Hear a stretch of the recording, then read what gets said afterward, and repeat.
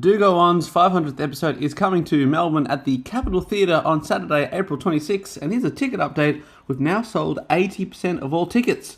So if you want to get involved, you might want to go to dogoonpod.com. That's Saturday, April 26th for Do Go On 500. Ladies and gentlemen, we are now boarding Group A. Please have your boarding passes ready to scan. If your phone is cracked, old, or was chewed up by your Chihuahua travel companion, please refrain from holding up the line. And instead, simply go to Verizon and trade in any phone in any condition from one of their top brands for the new Samsung Galaxy S25 Plus with Galaxy AI on Unlimited Ultimate and a watch or tab. Also, on them. Service plan required for watch or tab. Trade in and additional terms apply. See Verizon.com for details. At 1-800-Flowers.com, we know that connections are at the heart of being human. Whether celebrating life's joys or comforting during tough times, 1-800-Flowers helps you express what words can't. For nearly 50 years, millions have trusted 1-800-Flowers to deliver thoughtful gifts that help create lasting bonds. Because it's more than just a gift. It's your way of showing you care. Visit 1-800-Flowers.com/ACAST and connect today. That's 1-800-Flowers.com/ACAST.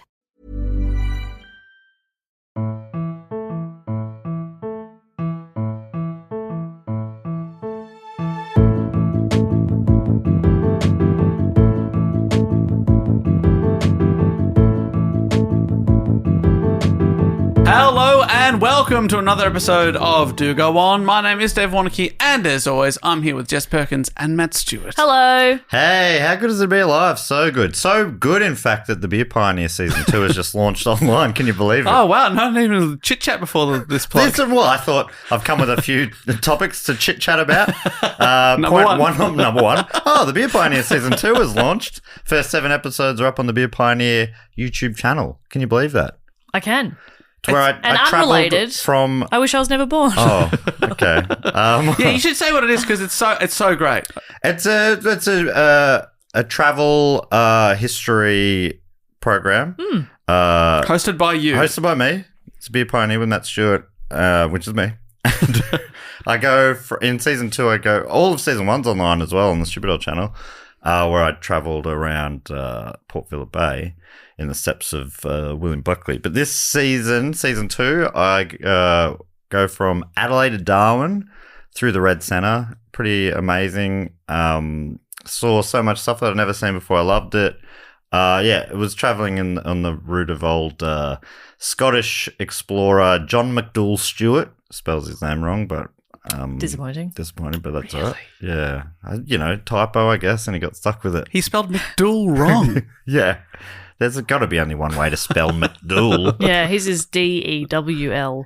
But yeah, the first 7 episodes are up, starting in Adelaide. Got to have a private tour around the Adelaide Oval, which was And you fun. start on a fancy ship. Start on a ship, yeah, out in the bay. Dolphins were swimming all around us. Oh my God. It was very surreal.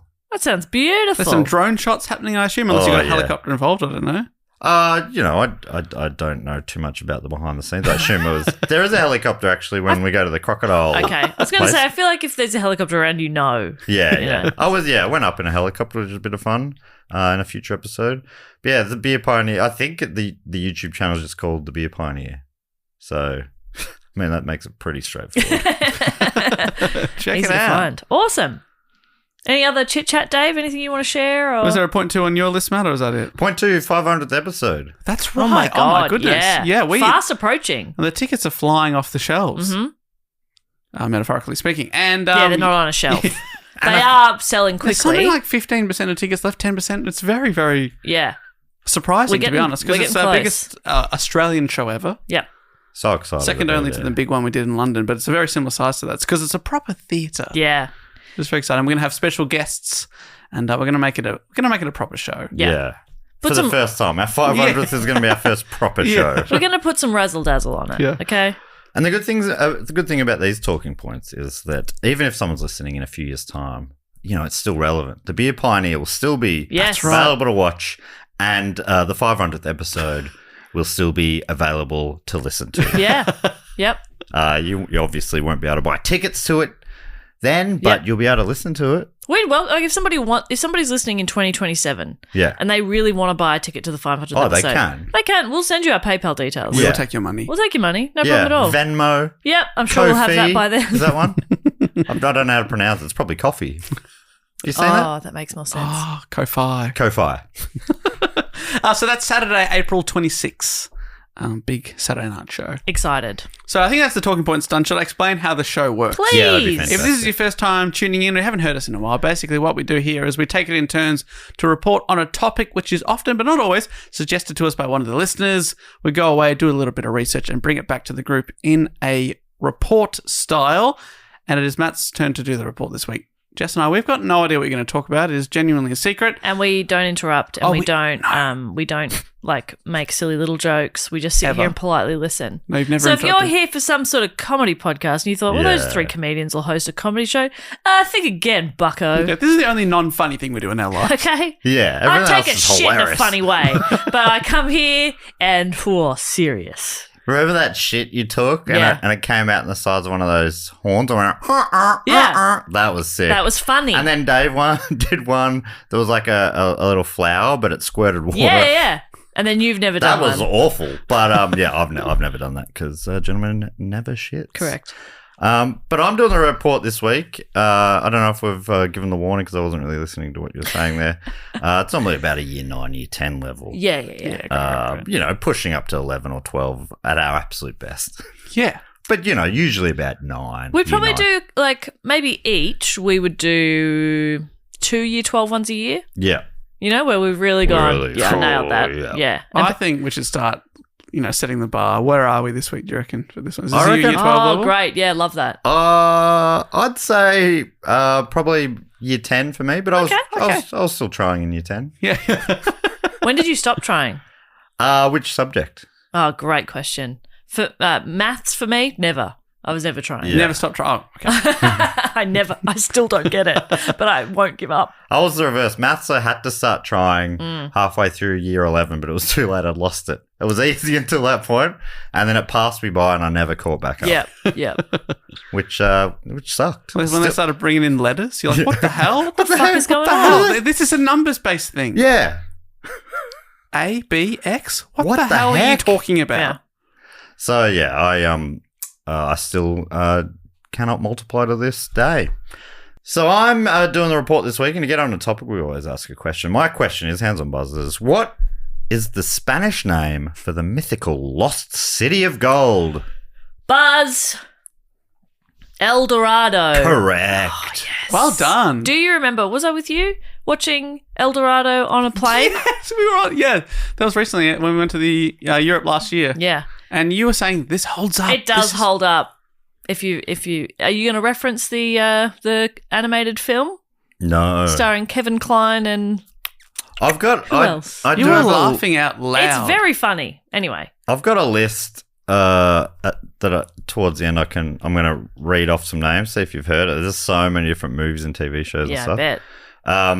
But no, I'm kind of. I mean, it's a bit of a mishmash of a report. Going to talk a bit about the world before the Spanish came and sort of effed things up a bit. Oh wow. And then talk about how they came over and the search and maybe what it was based on and stuff like that. Cool. But, I mean, let's just get into Let's it. get into it. Enough bloody preamble. I don't know much about it other than what's covered in the film. Kevin Kline was Kevin there. Kline was very funny in it. I'm sitting there thinking, did it exist? Yeah. Is it even a thing? Yeah, well, there you go. Or is the gold, inside of all of us? Is it one the of friends, those? friends along the way sort of thing. Or it's like this city's very rich in love. All right, so this is for the BBC. Dr. Jago or Yago Cooper, if it's a soft J, and I hope it is. He Let's writes, go with Yago. Or they write. Or could it be Iago? Ooh. I don't know. But is it with it? It's a J. It's J. Nice. Whatever it is, it's a sick name. Dr. Jago Cooper, Dr. Yago Cooper, or Dr. Yago Cooper. Any of those three. All good. Beautiful name, boy or girl. But according to Cooper, the dream of El Dorado, a lost city of gold, led many a Spanish conquistador on a fruitless trek into the rainforests and mountains of South America. But spoiler alert, They never found it. No. Okay, well, it's very early on to find that out. Yeah, this is not a mystery episode. Ah. I mean, there's mysterious stuff about it. We'll get into that. So, yeah, what is a Spanish conquistador or conquistador? It's a great word, isn't it? Such a good word for, potentially bad people. All right. According to Britannica, the Spanish word for conqueror is conquistador, and many Spanish soldiers and explorers travelled to the Americas after Christopher Columbus made the first trip in 1492. These conquistadors sailed to the Americas to conquer the native peoples, to spread Christianity, and to look for gold and other treasure. I think spreading Christianity and seeking gold hand in hand. Yes. While we're here, Yeah. I mean, this is not what this is about, but if I happen to find a lot of your resources, I will take them home as payment. I'm like all here entirely about the Christianity. Seriously. That's like the only thing I'm thinking of. Well, I mean, Well, I mean, If I happen to accidentally take a few of these chunks of gold. that's right. Bejeweled is bejeweled. But yeah, that's right. and sure, Christ did kind of bang on about how, the rich won't make it to heaven and all that sort of stuff. But, this is different. I think there's probably levels of rich. Like if you're like kind of rich, you probably won't make it. Or if you're like, evil rich, you won't make it. But if you're like really, really rich, I'm sure you could buy your way in. And if you got rich while spreading Christianity, then I think that's probably just double rich. Double rich. Double heaven. Double good, double heaven. Britannica also says many of the conquistadors' actions were cruel. And apologies that I can't speak Spanish, and I feel like I'm not saying that right, and I won't say a lot of things right. So this will be grating to Spanish speakers. Apologies. But conquistadors is fun to say. Do you think that sounds kind of right? Or is it conquistadors? I just have a vague memory of Michelle Brazier laughing at you pronouncing that word one time. And so now I don't know which way's right. Yeah, I've ruined it for you. I think they would say a key rather than a qui. Yeah. Okay. Many of the conquistadors' actions were cruel. They stole the riches that they found in the new lands. They brutally murdered thousands of native people. They also brought diseases that killed many more thousands. So, cool name for a people that did a lot of bad. A lot of harm. A lot of harm. Yeah, a lot of harm. Well, let's be honest. Terminator, that's a cool name. Yes. But they're also bad. Whoa. Just saying. But what Shit. about Terminator 2? Doesn't he save them from Terminator 1 or something? He hasn't seen Terminator 2. Yeah, you're kind of on the right track, I guess. Yeah. Okay, you haven't seen Paddington 1 or 2 or 3. Okay, So, Is Terminator in that? yes. yeah, I they don't- probably reference it. There's a lot of pop culture references. I only in this watch episode. Arnie movies. Before we get into the search for El Dorado, I thought it'd be interesting to talk a bit about the world these Spanish conquistadors were conquering. Like I'd heard of the two big empires. You know them by name. I knew them by name, and that's about it. What, Aztec? The Aztec and Oh, the yeah. Inca? Yeah. But yeah, apart from knowing they were in what's now South America, knew very little else. So, quoting from the Oxford University Press here, in oxforduniversitypress.com.au, by the way. Whoa. Oh. Yeah, little Aussie. So each sentence ends with mate. And you better bloody believe it. Stuff like that. Or hey. Oh, hey. That's pretty Yeah. interesting, hey. Pretty interesting. Hi. In 1428, the power of the Aztec Empire was cemented through a three-way alliance between... Sorry, I paused too long there. Between the I was going to say cities... names. Between Tenochtitlan, Texcoco, and Tlacopan. Are these names coming up a lot? Yeah. Great. What was the first one? Tenochtitlan.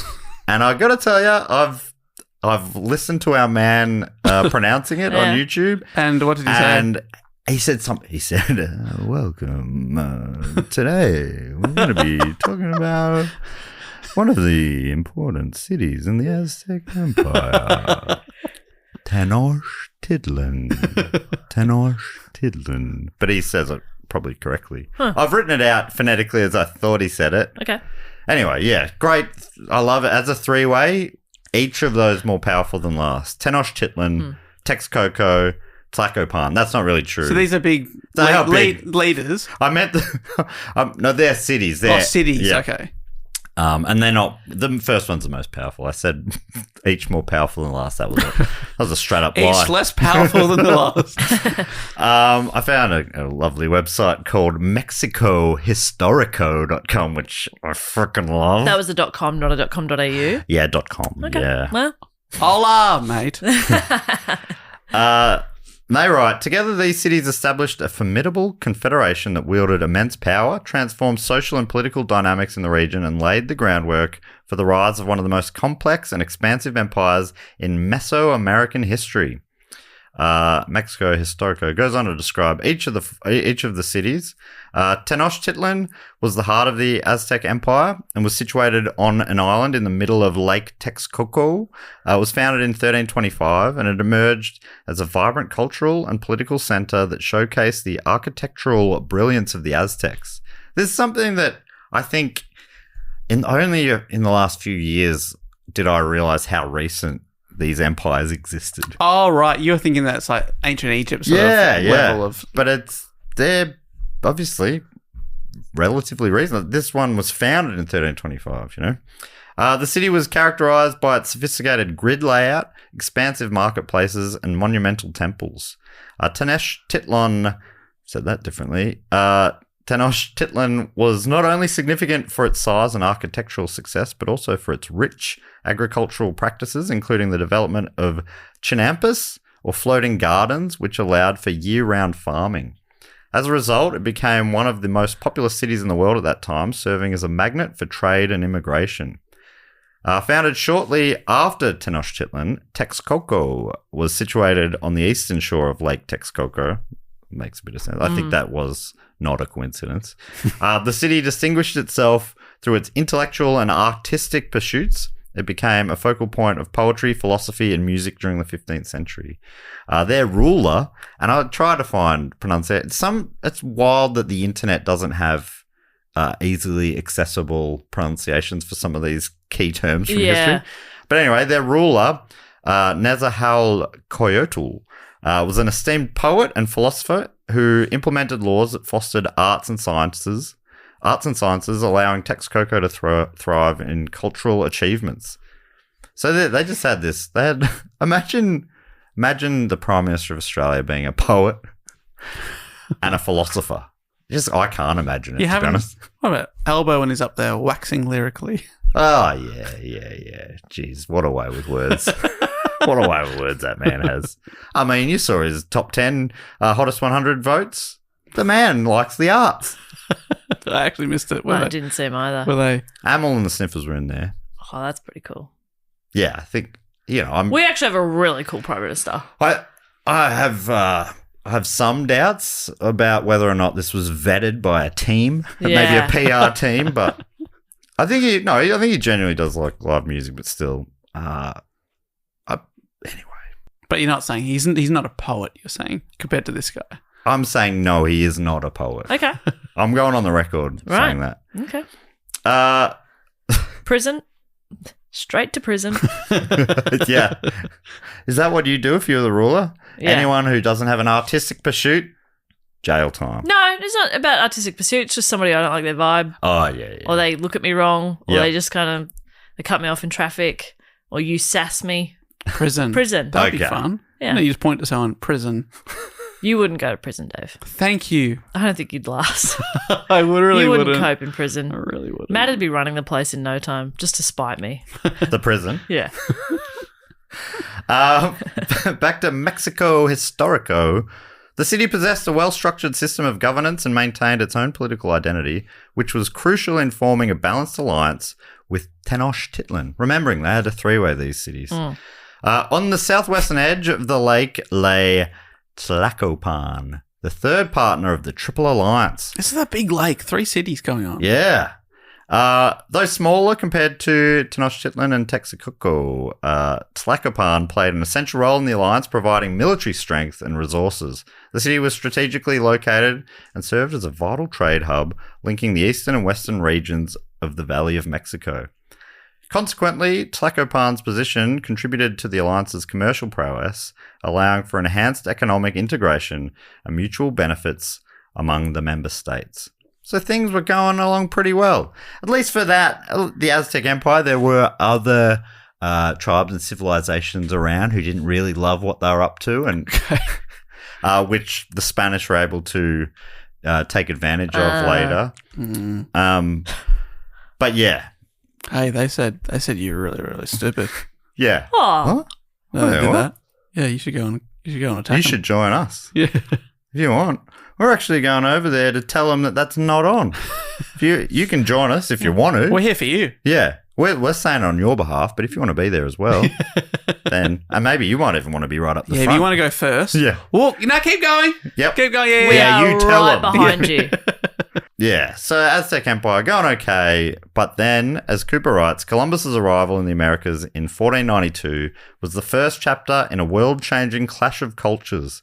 It was a brutal confrontation of completely opposing ways of living and systems of beliefs.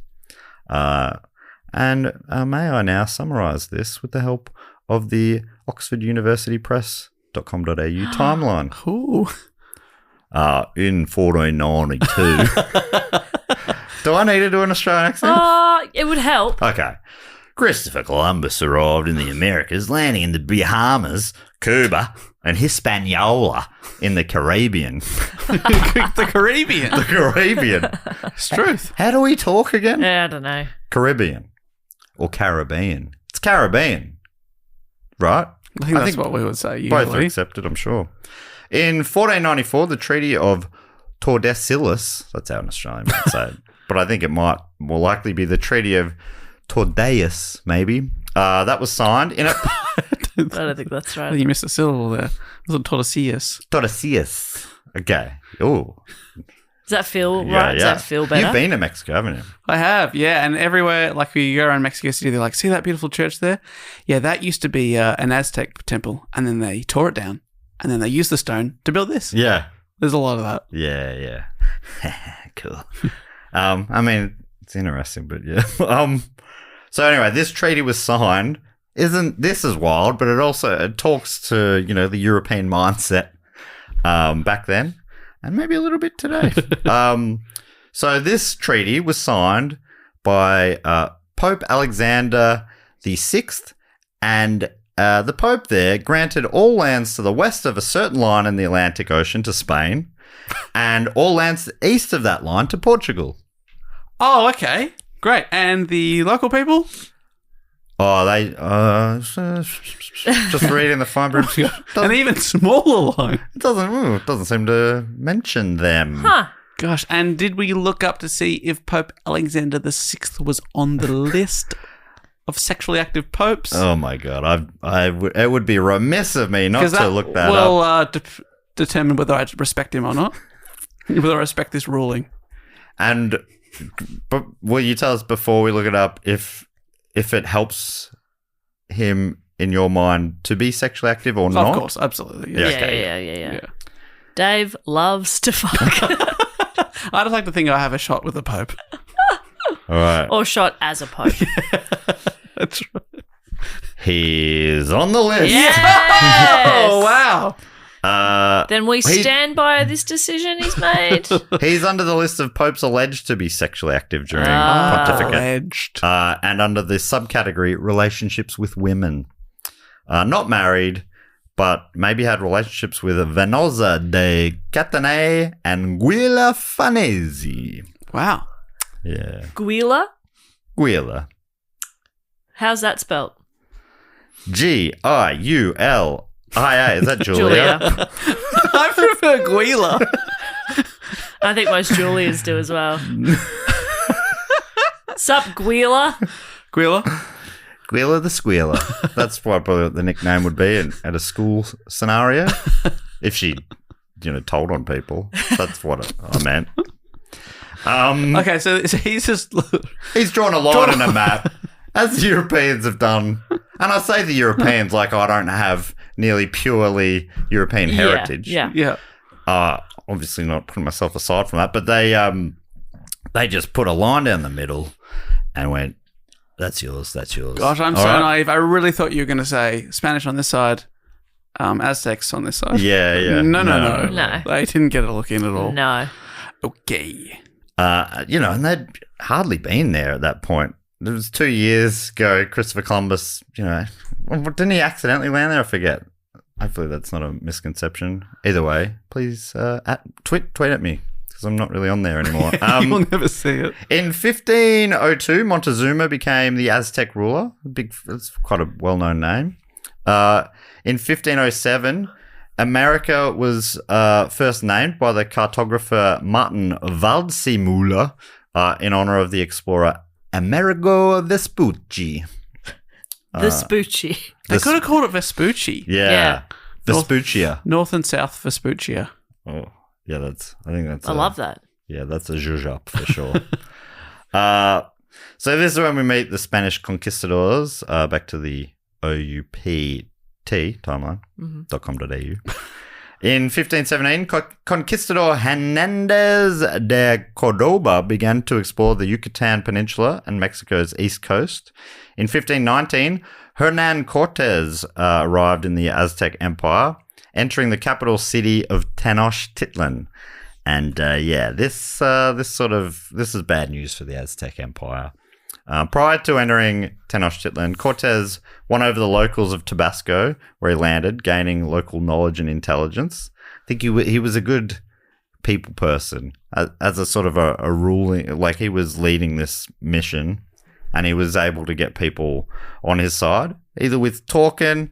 Sometimes he used more drastic measures, like to ensure, really loud talking. Yeah. That'll work. Some finger shaking. Whoa! This guy's brutal. Serious stuff. Yeah. He also, at one point, to ensure that his men stay loyal to him and the conquest, he sank all their ships, meaning there was no turning back. He's like, come on, who's with me? And just in case you're not, there's no other option. You can't, mutiny and head home or anything like that.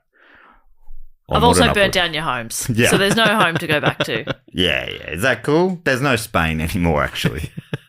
So he sunk the ships. And as Ralph Hammond Innes writes for Britannica, by that single action, he committed himself and his entire force to survival by conquest. Montezuma warned Cortez against entering Tenochtitlan. He's like, don't come here. Could be trouble, man. Don't want to say anything, if I were but you, maybe just back off. But Cortez was not to be dissuaded. And according to Inez, Cortez entered the city on November the 8th, 1519. In accordance with the diplomatic customs of Mexico, though, Montezuma received him with great honor. Cortez soon decided to seize Montezuma in order to hold the country through its monarch and achieve not only its political conquest, but its religious conversion. It's pretty full on. Capture the king. Kind of thing. While he's going, well, our custom says I got to welcome you, with arms wide open. And he's like, well, that's a mistake. Yeah. Well, our custom says. Yeah. He welcomed them with arms wide open and... with arms wide open. Soft J. So, I was imagining that he's arrived there with men. I was thinking, there's 12 of them, but there's hundreds of these conquistadors with them. He's with a fair crew, and then he's also recruited some of those locals as well. But they're still well outnumbered, I believe. Right. I think he gets in. The way I read it was he was able to get quite close access to Montezuma. Oh, okay, great. Hey, just want to I've got a secret to tell you. Once he has captured Montezuma, he's sort of like, everyone's like, okay, he's got our king. We got to do what he says. Yeah, right. According to Miles Hudson, writing for Britannica, Cortez's army besieged Tenochtitlan for 93 days, and a combination of superior weaponry and a devastating smallpox outbreak enabled the Spanish to conquer the city. Cortez's victory destroyed the Aztec Empire, and the Spanish began to consolidate control of what became the colony of New Spain. Love how adventurous the naming used to be like that. Spain 2. Yeah. We've got Back in action. New South Wales. Yeah. Queensland. There's New York, which was brought, wasn't that before that it was New Amsterdam? And looking around, they're probably like, to be honest, it's probably not even Spain 2. It's probably like Spain 5.0. Yeah. Probably Spain 6.0. Our Another states, Spain. Yeah. Our states are very dull. They really The are. East Coast have a bit of creativity, kind of. Yeah. Tasmania's, I guess, the most interesting. Victoria for Queen Victoria, Queensland, New South Wales, and then the rest are just like, I don't know, north, south, west. Don't worry about it. Yeah. At least you know where they are. That's true. You know where Western Australia is. If you're looking at a map, Yeah. I reckon you could figure it out. I mean, if you playing pin the tail on the map of Australia, Yeah. you'd love your chances of nailing Western Australia. yeah, Tassie would be tricky, actually. Yeah. WA it's over a third, isn't it? Yeah. But then would you be looking at the map being like, South Australia? Probably that little island down the bottom that's further Yeah, south than everything else. Yeah, that's true. Yeah, because we're actually south of Yeah, that's South why we go Australia. down further. We go down further. Yeah, you know what I mean. South. We consolidated with the threesome. Going down. Ugh. Yeah, he winked at me and I feel sick. You grossed yourself out there.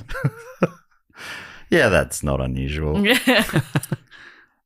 So yeah, I think I've sort of I've made that a little confusing. So they did kidnap him, but then the battles went on, and there was sort of a fighting to and fro, and the Aztecs did put up more of a fight. It's it's very briefly summarized here, but yeah, amazing that just bringing people with diseases you don't have immunity to All right, yeah. can be some of the most devastating stuff there is.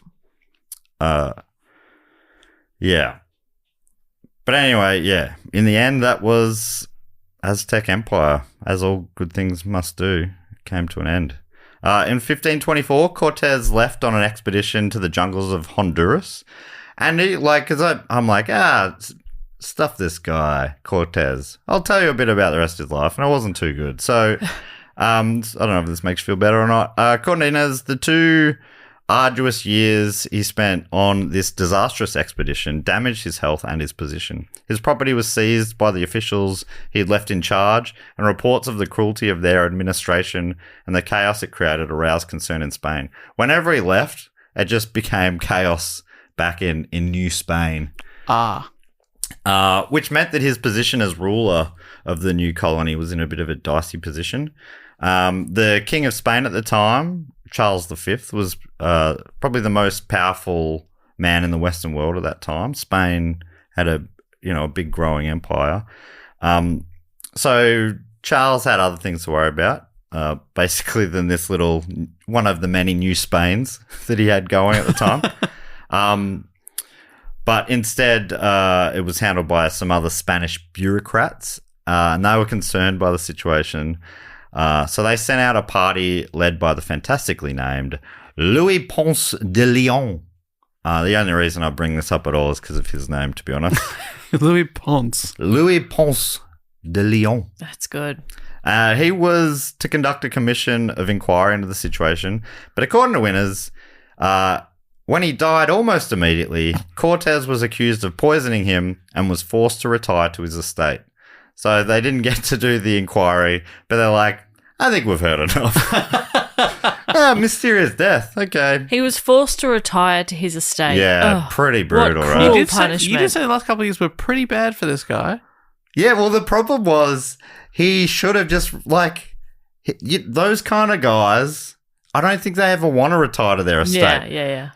It's like Napoleon, didn't he got sent off to some beautiful island, didn't he? Yeah. Was it a beautiful island?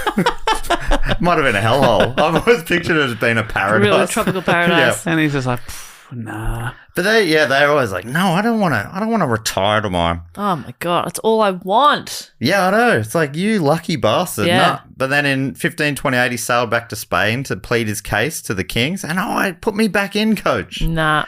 And Take me out, coach. Yeah, roll me off a cliff. Is that what you're saying? He brought with him a lot of Aztec treasure as well, and he was pretty well received. And he was confirmed as the Captain General of New Spain. So he went back. It was. That's the got to boss be again. like an 18-month round trip. Yeah. Get all the way back, plead your case, drop the treasure off, and they go, yep, you're in charge. And you got to go all the way back. In the meantime, someone else has been in charge. Yeah, and it's just chaos again. It's not going well. Yeah. Everything's just changed. So yeah, that was a bit of a repeating thing, sort of, at the time. But he didn't get he wanted an even higher title, but he had to settle for Captain General, which sounds pretty good to me. He was later replaced, and in his rights, in 1540, Cortez returned to Spain again. By then, he'd become thoroughly disillusioned. His life made miserable by litigation. All the rest is anticlimax. He said, and this is obviously translated, "I am poor, old, and in debt. Again and again, I have begged your majesty." This is in writing to the king. But in the end, he was permitted to return to Mexico once more. But he died before he even reached Seville. So it was just like the rest of his life was just trying to take control of this area that he conquered briefly, but he was never there that long. And it was just like a lot of heading back to Spain. Come on. Please. Come on. Be cool about it. I'm doing a really good job down there. I did all that. There was. I found it. Find his keepers. I did read somewhere that he was pretty well liked. When he was there, things, he was pretty well liked. And if he wanted to, he probably could have just started a new separate country from Spain and said that I'm making this an independent state. But he really believed in the king and what the king said went, the providence of the king or whatever. Right. So that's why he never went that way. I imagine you must have also had some fears that the powerful Spanish might go, nah, you're not. Yeah, nah. We'll send a few guys to sort you out. Yeah. Anyway, let's go back a little while to when the other great South American empire, or one of them, was destroyed also by Spanish conquistadors and their thirst for gold, the Inca Empire. According to History.com, the Inca Empire was a kingdom that developed in the Andes region of South America and gradually grew larger through the military strength and diplomacy of their emperors.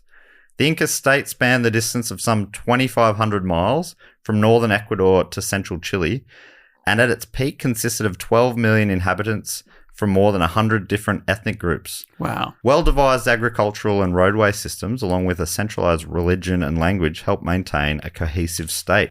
Fortunately, this was all to come to an end with the arrival of Spanish conquistadors, particularly one named Francisco Pizarro. Pizarro was the son of a Spanish farmer. He traveled to South America in 1510, where he worked his way up, and from 1519 to 1523, he was the mayor of the newly founded town of Panama. According to History.com, though, he became desirous of making his own discoveries. The article continues. Pizarro formed a partnership with fellow soldier Diego de Almagro, and he sailed with Almagro and a priest named Hernando de Luque on voyages of discovery and conquest down the west coast of South America. The first expedition failed, but in 1526, Pizarro arrived in Peru and heard stories of a great ruler and his riches in the mountains. He returned to get permission to claim the land for Spain. King Charles agreed to Pizarro's request and promised him that he would be governor of any lands he conquered. In 1531, Pizarro and his crew, including three of his half-brothers, Gonzalo, Hernando, and Juan Pizarro, sailed from Panama. In November of 1532, Pizarro entered the city of Cajamarca. I think that's about right. Where Inca leader Atahualpa was What are we giggling at over here? Now, this is when I really feel like I'm in year 9. What are we giggling about over there, David? Because you've got the same hand movement you get when you are acting, when it's a French topic. Oh. Like you're hitting the different syllables. Right. And you go, like you're conducting yourself. Yeah. It's funny, when I did the voiceover, I found this when I was doing the voiceover for Beer Pioneer, that I really... And I'm in here by myself. I'm recording that in here, and I'm really using the hands, and somehow that helps me hit points, but I don't realize I'm doing it. Speak other languages. Yeah, we love it. We love it. See. We love it. So what was the city that they came upon? Cajamarca. Where the Inca leader Atahualpa was celebrating his victory over his brother Huascar in the Inca Civil War. Pizarro took Atahualpa hostage, the leader of the Incas. Oh, no, he wasn't welcomed with open arms again, was he? Come on in. That's so sad. It's brutal, especially when he's like, I don't want to, but this is... He was... The Aztec guy, he was saying... Montezuma was saying, I don't want you to come, but once you're in... You've kind of figured it out. Yeah. You are my brother now. So, yeah, he took him hostage. And, yeah, this is really rough. A large ransom was paid to spare his life. But that didn't matter. They killed him anyway in 1533. And Pizarro then conquered Cuzco, another important Inca city, and founded the city of Lima, now the capital of Peru. For all of the Incas' power and resources, they were no match for the superior Spanish weaponry, not to mention the diseases they brought with them again. Of the Incas' achievements, though, History.com writes, the Inca are today celebrated for many artistic and cultural achievements, including their monumental architecture, of which the magnificent fortress complex Machu Picchu. Am I saying that right? Yeah, is that how people say it? That's how I've always heard it, yeah. That's just one example, but that's like a very famous one anyway. The Inca also developed sophisticated calendars, elaborate textiles, functional and decorative ceramics, surgical techniques, productive terrace agriculture, and use of coca leaves as medicine and in religious ceremonies. They also practiced mummification of their dead. An elaborate system of roadways, adding up to approximately 15,000 miles, crisscrossed the kingdom, with relay runners capable of advancing messages at the impressive rate of 150 miles per day. Whoa. Unfortunately, many of the gold and silver creations of the Inca were melted down by Spanish conquistadors and sent back to Europe. Yeah, they did. They just saw it as it was like beautifully crafted stuff. Yeah. Really intricate and interesting, and like, We can melt that down. Melt that down, turn that into coins or something. Yeah, that could be a really good solid bar. Yeah, let's make it. Should we make some bars out of these? What are bars called again? Like gold bullions? Bullion. I reckon we could turn these into bullion. This really beautifully crafted, bejeweled thing. That'd make a beautiful bullion. Oh, that'd make a fantastic bullion. That'd be. I love having a bullion on the shelf. Spanish love bulls, don't they? They love bulls, love bullion. Makes sense. Stories swirled amongst the Spanish conquistadors of vast South American riches, and the stories also made their way back home, probably with the help of people like Cortez, arriving home with vast Aztec riches and whatnot. So they're sending it all home, melting it down or whatever, but it's making it back to Spain, and Spain's going, holy shit. It's like a gold rush, only this is not gold in the ground that's been discovered. People have already found it for us. Yeah. Oh my gosh. And this gold fever began to feed into one very specific myth, the myth of a city of gold known as El Dorado. And like many myths, it's thought to have its roots. There's always a Ruth behind every myth. Name a myth. There's a Ruth. Thought to have its roots in some truth. I see what happened there. I think we all see what happens there. Yeah. Oh, gosh. I'm pretty sure it's Kenneth Branagh who's in it as well. Bloody hell. Yeah.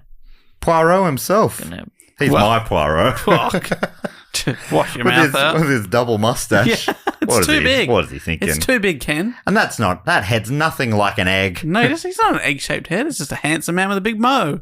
He looks fantastic. He does look great. But he doesn't look like Poirot to me. He could be an uncle. He looks like a few of my uncles. He looks like one of my uncles in particular. I was trying to spread the love there, but no, he looks like John. He looks like one of my attractive uncles. I've got so many. I was not just the facial hair, but yeah, Each no, you're more right. attractive than the last. Sorry, no, the first one was the most attractive. Steep decline from there. Yeah, that's why I'm moving to Shelbyville. Okay? Do we still do Simpsons You references? can marry your cousin. Your attractive uncles. Yes. So it has its roots and Ruths in some truths or toots. In what is known as present-day Colombia, there was a civilization known as the Muisca. In this society, their kings had a special tradition, or are thought to have had a special tradition, where they would be covered in sap and gold dust. And once covered, they would paddle to the middle of the lake, particularly Lake Guatavita, in a canoe. Thousands of people would watch as the king jumped into the lake and emerged completely clean. The audience would then throw gold, emeralds, and other precious stones into the lake. Okay, I think I'd probably pocket the emerald and throw a rock. Yeah, I probably would too. Well, that's your European viewpoint there, because they didn't see gold and precious stones in the same way. They liked rocks. They saw it. They mainly saw it as these were just ways of showing appreciation and love for their king. But and are they stuff. still seeing it as a precious thing, but like they're sort of throwing it towards the Yeah, king? it's less of a precious thing to have. It's more like it's Here's a gift part for- of a gift for you. They would make these elaborate things, and almost immediately they'd be doing it for this ceremony, supposedly. So they weren't doing it to keep and to have this like as a thing of wealth. No one was to have them. They were just going into the lake. Sounds like a better way to be, really. Let it go. Yeah, but then by 1537, when the Spanish arrived, they were no longer practicing this tradition. But rumors had spread, and greedy explorers still sought out the riches of Lake Guadavita. As Cooper writes, this is what brought Spanish conquistador Jimenez de Quesada and his army of 800 men up the Andean homeland of the Muisca for the first time. Quesada and his men were lured ever deeper into alien and inhospitable territories where many lost their lives. But what Quesada and his men found astounded them, as the gold working of the Muisca was like nothing they'd ever seen before. The exquisitely crafted gold objects used techniques beyond anything ever seen by European eyes. This is according to Cooper. Then obviously what they did was they melted it down. Whoa, I can't even get my head around this. I can't wait to chuck this in They're a fire. saying they're chucking them all directly. It's the most beautiful thing I've ever seen in my life. Can't wait to smelt this. Our people could never recreate this. Oh, well, into the smelt. Yeah, but apparently, despite this, so they found stuff in the lake and around, but it wasn't maybe quite what they'd all pictured. They'd really built this myth up of El Dorado. We're getting close, but this is what we thought it was going to be, but this isn't it. Where is it? Where is this city of gold that we've sort of created with a series? They're playing telephone with each other back and forwards from Spain, just making this more and more elaborate dream of the city of gold, where everything's gold. Even the people are made of gold. The parking meters are solid gold. Solid gold. And you pay in gold coins, but your change is also gold. Oh, you park your gold car? It's fantastic. It's fantastic. It's fantastic. The pavement is gold. It's beautiful. Can't wait to smelt it. Can't wait to smelt this city. I want to smelt this whole city. We smelt this city.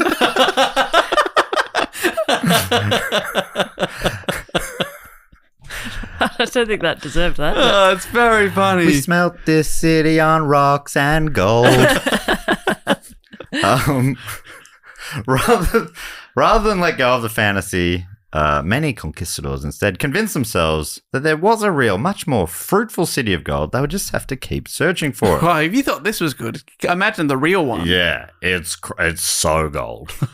This is bullshit compared to the real one. These things that we can't even get our heads around? Yeah. This is nothing. Yeah, leave that. That's just going to slow us down for the real thing. No wonder they chucked it in the lake compared to the stuff that they, where's the real stuff? Yeah, this is the stuff they chucked away. Imagine how good the real city is. These are the offcuts. Yeah. So the myth continued to grow, and explorers from all over Europe continued to make the trek in the hopes of finding this lost city of gold. One such explorer... I will talk a little bit more about the Muisca and probably that is seemingly the genuine origin of this myth. But I'll talk about that towards the end. I'm going to talk now about a couple of the, and again, spoilers, unsuccessful searches. What? I was for really El hoping that Dorado. I just didn't know that they had found it. Yeah, But it was real and I just missed it when Yeah. they did find it. Damn. This podcast is brought to you by Squarespace, the all-in-one website platform to help you stand out and succeed online. Whether it's your first ever website or your business is expanding, Squarespace makes it easy to create a beautiful website and engage with your audience. Now, Squarespace makes it easy to connect your social and multimedia accounts to your website in just a few clicks. Sellers can also sync their product catalog directly with Instagram, Facebook, YouTube, and Google to make it even easier for customers to make a purchase. I believe they call that synergy. Oh, that's beautiful, Dave. Squarespace makes it easy to sell access to content as well on your website, like online courses or blogs, videos, even memberships. You get to set the price and choose whether to charge a one-time fee or a subscription. Hey, speaking of payments, Squarespace Payments is the easiest way to manage your payments in one place. Get started in just a few clicks and start receiving payments right away. What I'm hearing is that the clicks are very limited. You don't need many clicks. Yeah, but also what I'm hearing is a cha-ching. We want it to be easy. We want to make money. So head to squarespace.com/dogoon for a free trial and to save 10% off your first purchase of a website or domain. The new Boost Mobile network is offering unlimited talk, text, and data for just $25 a month for life. That sounds like a threat. Then how do you think we should say it? Unlimited talk, text, and data for just $25 a month for the rest of your life? I don't know. Until your ultimate demise. What if we just say forever? Okay. $25 a month forever. Get unlimited talk, text, and data for just $25 a month with Boost Mobile forever. After 30 gigabytes, customers may experience slower speeds. Customers will pay $25 a month as long as they remain active on the Boost Unlimited plan. So yeah, one such explorer who was unsuccessful was Conquistador Gonzalo Pizarro, who was the brother of Francisco Pizarro, who conquered the Incas. Ah, full brother or half brother? I think, yeah, half brother maybe. Okay. Just before you said he was there with his half brothers, Yeah. and you listed about four guys. I appreciate you picking me up on that. Hey, we would have got an angry letter or two about that, I'm sure. Hey, half brother's a real From brother. the Pizarro estate. I don't think you'd be like, this is my half brother. You know, you just be like, that's my brother. Exactly, yeah. Yeah. You're my 0th brother. I still call you my brother. Thanks, brother. No worries, brother. In 1541. I'm here. No worries, brother. Thank you. In 1541, he decided to organize an expedition to find this mysterious city. Now we're talking about Gonzalo Pizarro. Mm-hmm. Okay, yep. He put together a crew of 220 Spaniards and about 4,000 enslaved native servants, as well as many horses, llamas, pigs, and hunting dogs. They set out... I didn't even pick up pigs. Is that going to slow him down? What are the pigs doing? They're hoping to get some truffles? The real gold. You move in an army at the speed of your slowest person. And that's got to be a pig. Yeah. They can't travel that quickly, especially through the jungle. You've swum with pigs. Were they fast swimmers? Yeah, I could. They outswam me. So Wait, was this in South America? Well, it was Central America, the Bahamas. Oh my God. How far from Ecuador? Probably only a couple of 1,000 miles. Whoa. Oh my God. Could they have been the descendants of these pigs? We can only assume. Because Dave refuses to tell the story. One day I'm going to tell you. I mean, there's a... It's probably a Patreon bonus episode. Yeah. It's a mini report. But I want to hear it. I can't believe you swam with pigs. It Yeah. sounds like the freaking best. It was really cool. Yeah. So tell us about it. Stop hogging it for yourself. It was a great experience. Apologies for that. Didn't mean that. I swear to God. You didn't mean that. I didn't. That's Of course how good I he didn't. is. Because that's so funny. And you just did that You accidentally. shut your mouth. Don't even know what you're talking about. He certainly wasn't hamming it up. Yeah, see, that's... Woo! Yeah! I got a high five from my brother over here. Yeah. Just my brother. Dave does it on purpose. That's why he's the pun master. What a master bows down to a king. Because if you're doing it accidentally, that's possibly worse. That's king. Because I could turn this off at any time. You can't. Yeah. He isn't, and just a peek behind the curtain for the listeners, Dave isn't this insufferable off pod. No, He really does turn it on for you. Yeah, he wouldn't do that. This is the no. character I'm playing. Yeah, that's right. Insufferable D. Yeah. That's what they call me. And I'm a dumb bitch. Like, comma, like not dumb bitch, but I'm dumb and a bitch. But off in air, character. you are an intelligent, Sweetie friendly person. Yeah. Thoughtful. Very thoughtful. Very empathetic. I'm an empath. Always there with advice.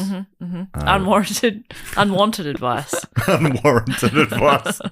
You know what you should do with that? I don't even have that. What? You know what you should do with that pig? See how my brain works? Yeah. How did you think of that? How does he do it? I don't even have a pig. Well, that is unwarranted advice. So they said, this is Pisano with his pigs and whatnot, and 4,000 enslaved native servants, 220 Spaniards. They set out from Ecuador. I'm sure they split the duties evenly, Yeah, of course. Yep. There was a roster system. Yeah. They set out from Ecuador in February, and their first challenge was to cross the Andes to the lowlands in the east, where they believed El Dorado was located. Well, that should be easy for the pigs. Yeah. Crossing the Andes. Yeah, that's a classic pig thing, right? Yeah. Pigs are very good climbers. Yeah, I big reckon trekkers. You actually Yeah. let the pig go first and they show you the easiest route. Yeah. Just follow the pig like up. mountain goats. They actually learnt from pigs. Mountain pigs. Mountain pigs. The root Yeah. of least repigstance.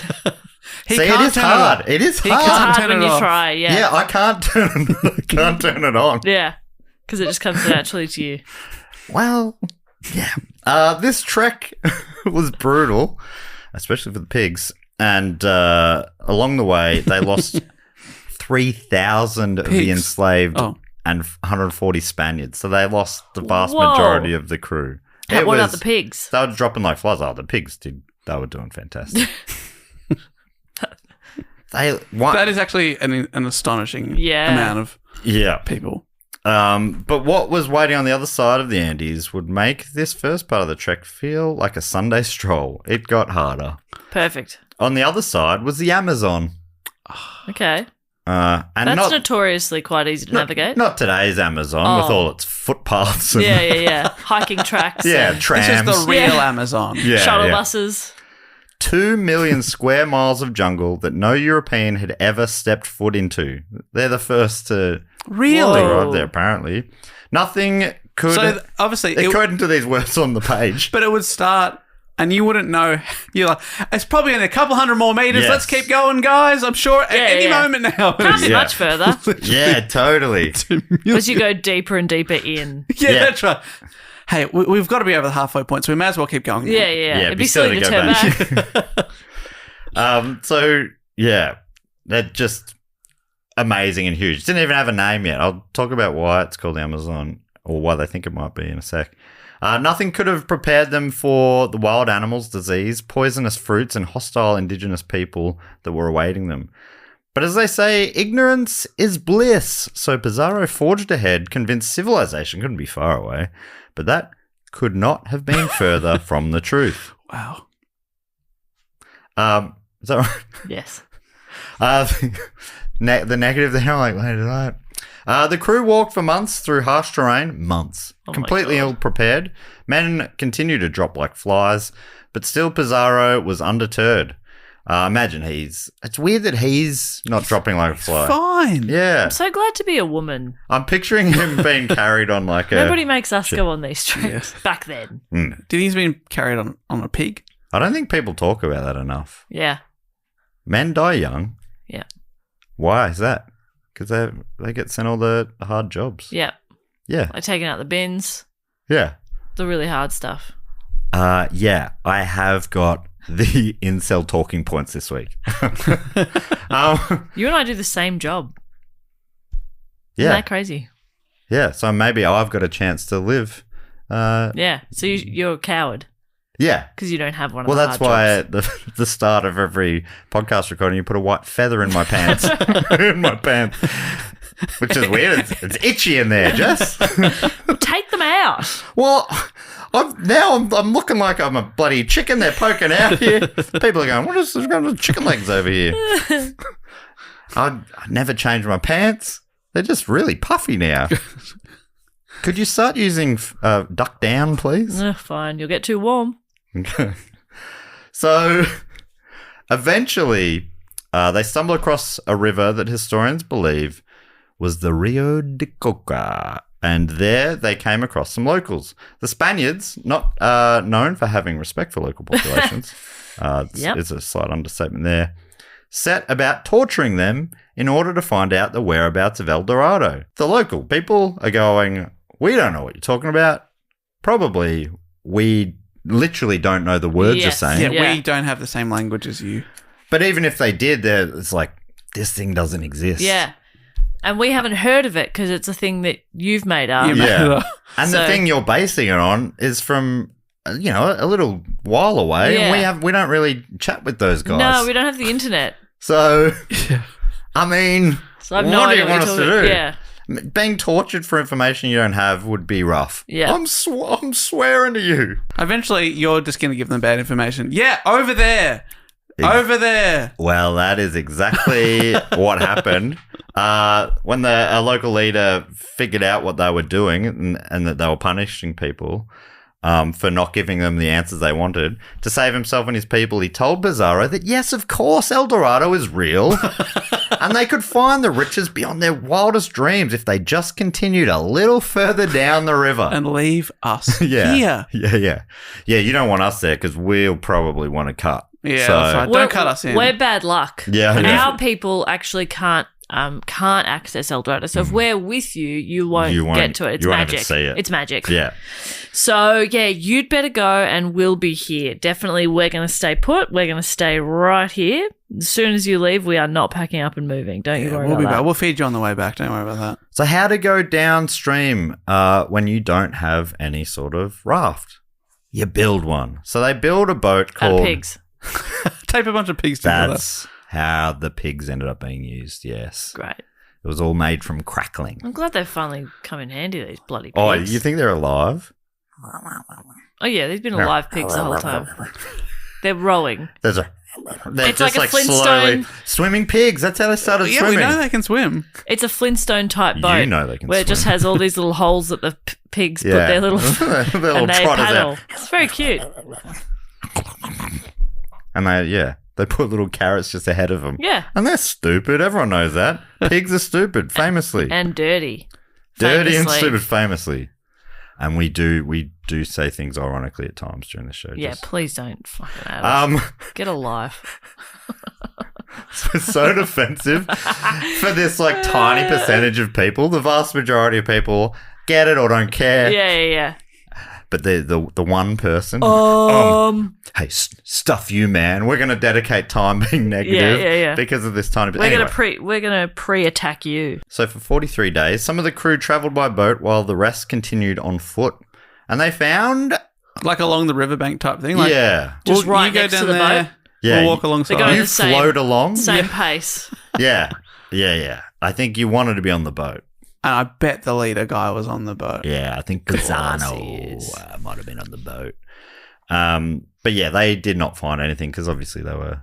But the locals had told him, yeah, just 43 days that way. Yeah, downriver. Yeah.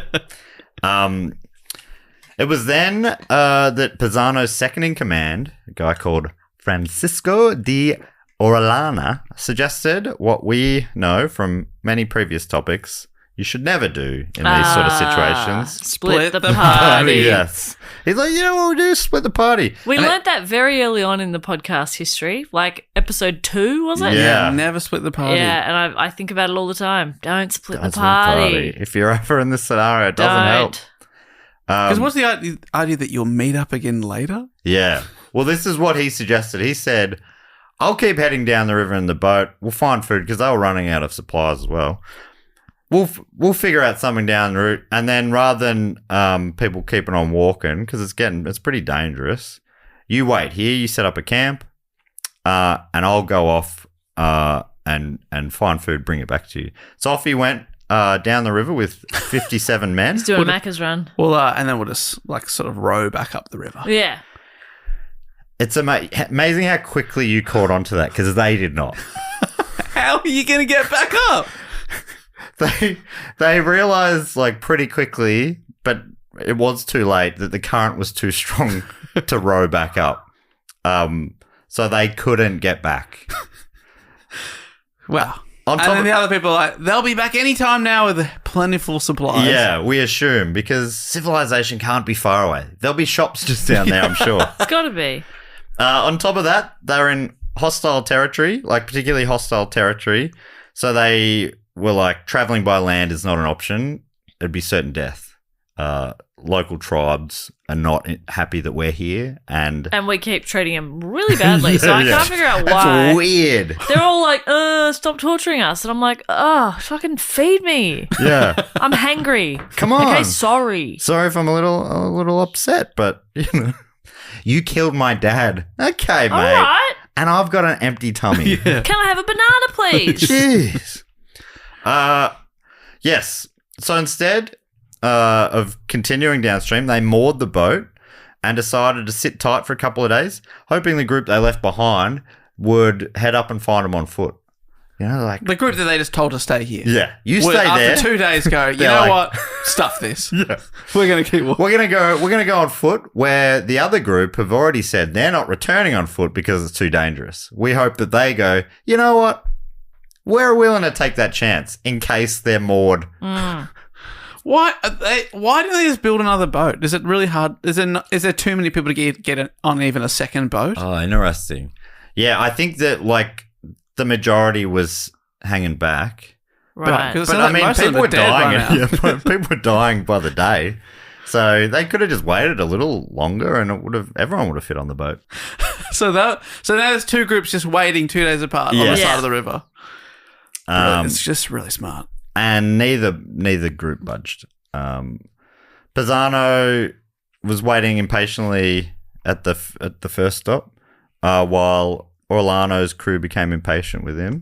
The best part is that these people think that they're spreading wisdom and enlightenment everywhere they go. Oh, these stupid local people. Don't worry. We'll show them how to do stuff. Isn't it? It's just like a story that feels repeated over and over again. Oh, my God. Pisano's impatient one side. Orlano's crew is 2 days down the river, and his crew is impatient with him. They're like, what are we doing? We can't just sit here waiting. We're going to die. Let's go. But Orlano's like, no, I'm not going to, we can't abandon our leader. That would be, that'd be a crime basically. And I don't want to do that. So he's stuck between a bit of a rock and a hard place. And he ended up agreeing with his men that they'll keep traveling downstream, essentially leaving Pisano and the others to, as far as he knows, to starve. Why wouldn't you just send like a messenger or something, a couple of people back upstream to say, hey, we're actually down here, now we'll all walk 2 days down and then work it out together? That's what they did. Okay. Actually. But first, Orlano was a by-the-book kind of guy, and he didn't want he or his men to be accused of deserting, so he declared a brand new mission to conquer new lands in the name of the King of Spain, and even drew up a legal declaration exempting himself and his men from any wrongdoing. So it's like, yeah, we didn't desert you. We went on a new mission. So if we just write ourselves a little legal jargon-filled document, yep, you can. If you do that first, you can pretty much do anything you want. It's like you're doing it in the name of the King of Spain. Oh yeah, which is what I do everything in the name of. Yeah, that's the important thing. This is for the king. You can't say I'm going it alone, then you're a deserter. Right, but if I do it for the King of Spain, I can do anything I want. Exactly. Now you're getting. He's on a new mission, right? That's fine. He also sent 3, I would say, unlucky men back by land to find the other half of the party. What you were suggesting, Dave? Tell them about the new mission. Yeah. I'm not sure what happened to them, but I'm sure they're still alive and well. They're doing great. Oh, dear. In the meantime, Pisano had run out of patience and decided to head back from whence they came. He was furious with Orlano, accusing him of being a traitor. So Pisano's the one that stayed behind? Yes, Pisano was the one who was leading the whole crew. And when you say head back, like, where? Retrace their whole steps back. Yes, well, I think that they knew of some spots to get to, but yeah, it was rough. According to Britannica, they were forced to eat their dogs and horses. They left the pigs. What about the fucking pig? They left the pigs. Just didn't have a taste for it. Yeah. The good thing about a pig is you can ride it. Yeah. And these were small dogs. Yeah. So kind of useless, but very cute. Great companions, let me say that. My best friend, but useless to ride. But you get a lot of good meat out of them.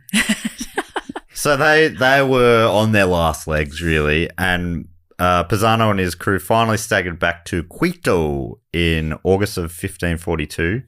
Only a few Spaniards and no indigenous people survived the disastrous expedition. So it was 4,000, wasn't it? 4,000. Oh, my God. On his return, Pizarro learned that his half-brother Francisco had been assassinated in 1541. He also learned that he had to basically sack his crew. And the people that did survive got home and he fired them. I think that's so brutal, dude. We've been through so much together. He didn't want everyone else died. Wait. But if he fires them, do they get redundancy? Is that what is he trying to look out for them? Is it actually that he's being a really good guy? He didn't want to. The king made him, basically, for whatever reason. The king had also changed his tune on some stuff, apparently, in the meantime. He'd promulgated new laws restricting the privileges of the conquistadors and protecting the rights of the Indians, the indigenous peoples. Oh, right. To some degree. I imagine it wasn't Yeah, probably not great. Objecting to these edicts, the Spaniards, the conquistadors, intended to fight for their prerogatives and acclaimed Pizarro as the governor of Peru. Like, he's... All right, we're starting our own thing. We get to do whatever we want. Yeah. You're going to give them rights? I wrote this legal document Come out. on. I can do what I want. That was the other guy. Pizarro. He should have thought of that. Yeah. I mean, that is basically what they've done. We've written a new document. He said, new mission, I'm the boss. I'm the king now. You're not the king anymore. It says it right here. Whoever's wearing the big stupid crown is actually not the king. That's what this rule says now. So, oh fuck, he's taking it off. I don't think the king liked it that much. And yeah, he ended up having a fight a bit after this. Pizarro, he won a battle in 1546 and in 1548, but ended up being defeated and captured by a Spanish viceroy, Pedro de la Gasca, on April the 9th of that year. 1548, and was executed the following day. I'm sure after a lengthy trial and, justice would have been done, I'm sure. Yeah, of course. Yeah, they probably sat up all night making sure it was the right call. Back to 1942, though. So, Orellana. So I said 1942. Oh, man, that is good catch. That is classic me. Is that the first time I've done it? I wrote down 1942. I write down 19 for any year I'm writing down, always. That's my millennial bug. That's funny stuff. That's my millennial bug. That's good stuff. You're very funny. I'm sure I've said that before, but I've never listened. willing to rehash.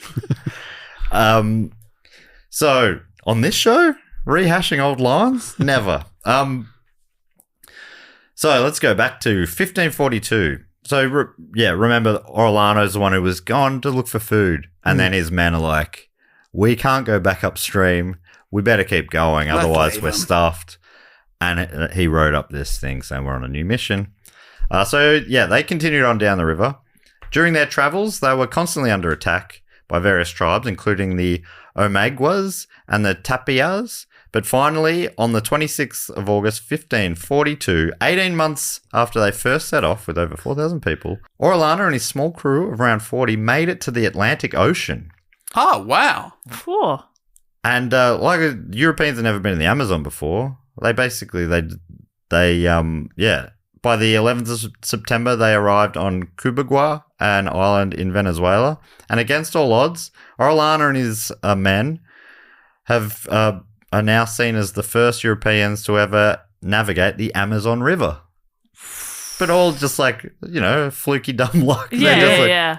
They're like, we tried to paddle up and we couldn't. It's a pretty fast river. Might just keep going down. The Amazon. Yeah, it's a pretty powerful river, this one. According to Britannica, proceeding to Trinidad, he finally returned to Spain, where he told of hoards of gold and cinnamon and of encounters with tribes led by women resembling the Amazons of Greek mythology, a comparison that is presumed to have led him to name the river the Amazon. There you go. So, yeah, he's back and he's telling the king about it. Man, I found all this great stuff, bro. It is so good over there. What do you reckon? Can I go back? Be governor of these newfound lands? I can't believe he wants to go back after what he's been through. Well, he's just, it's, when you have a bit of luck and you go, God wanted me to do this. That wasn't so hard. Yeah. I mean, Jesus looking down on me, he cleared that path. He wanted me to achieve all this. He wanted me to be governor. He was regaling the king and the court with stories of his adventures. But it took him until 1544 to get permission and then raise funds to take himself, his new young wife and crew to head back to the Amazon. According to Britannica, the Spanish crown was involved in controversy with Portugal over the ownership of the area, so it could provide him with only some assistance but no official support. So it's sort of like going, yeah, go and do it. Unofficially, of course. Yeah.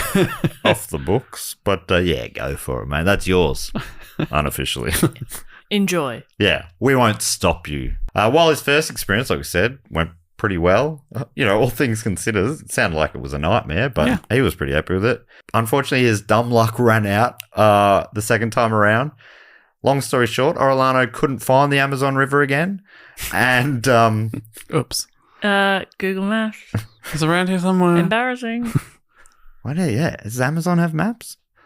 And in his desperate search for it, he lost boats, men, food, and eventually his life. When his vessel capsized near the mouth of the river, he was desperately searching for. His wife, who survived and was with him, said that he had died from illness and grief. It wasn't only... Also, his boat capsized. Yeah, and drowning. And water in his lungs. Yeah, that was, all of those were the cause of death. It wasn't only the Spanish who searched for El Dorado. They're the most famous ones, the conquistadors, but there are others and many stories of tragic searches. Here's one about an English guy.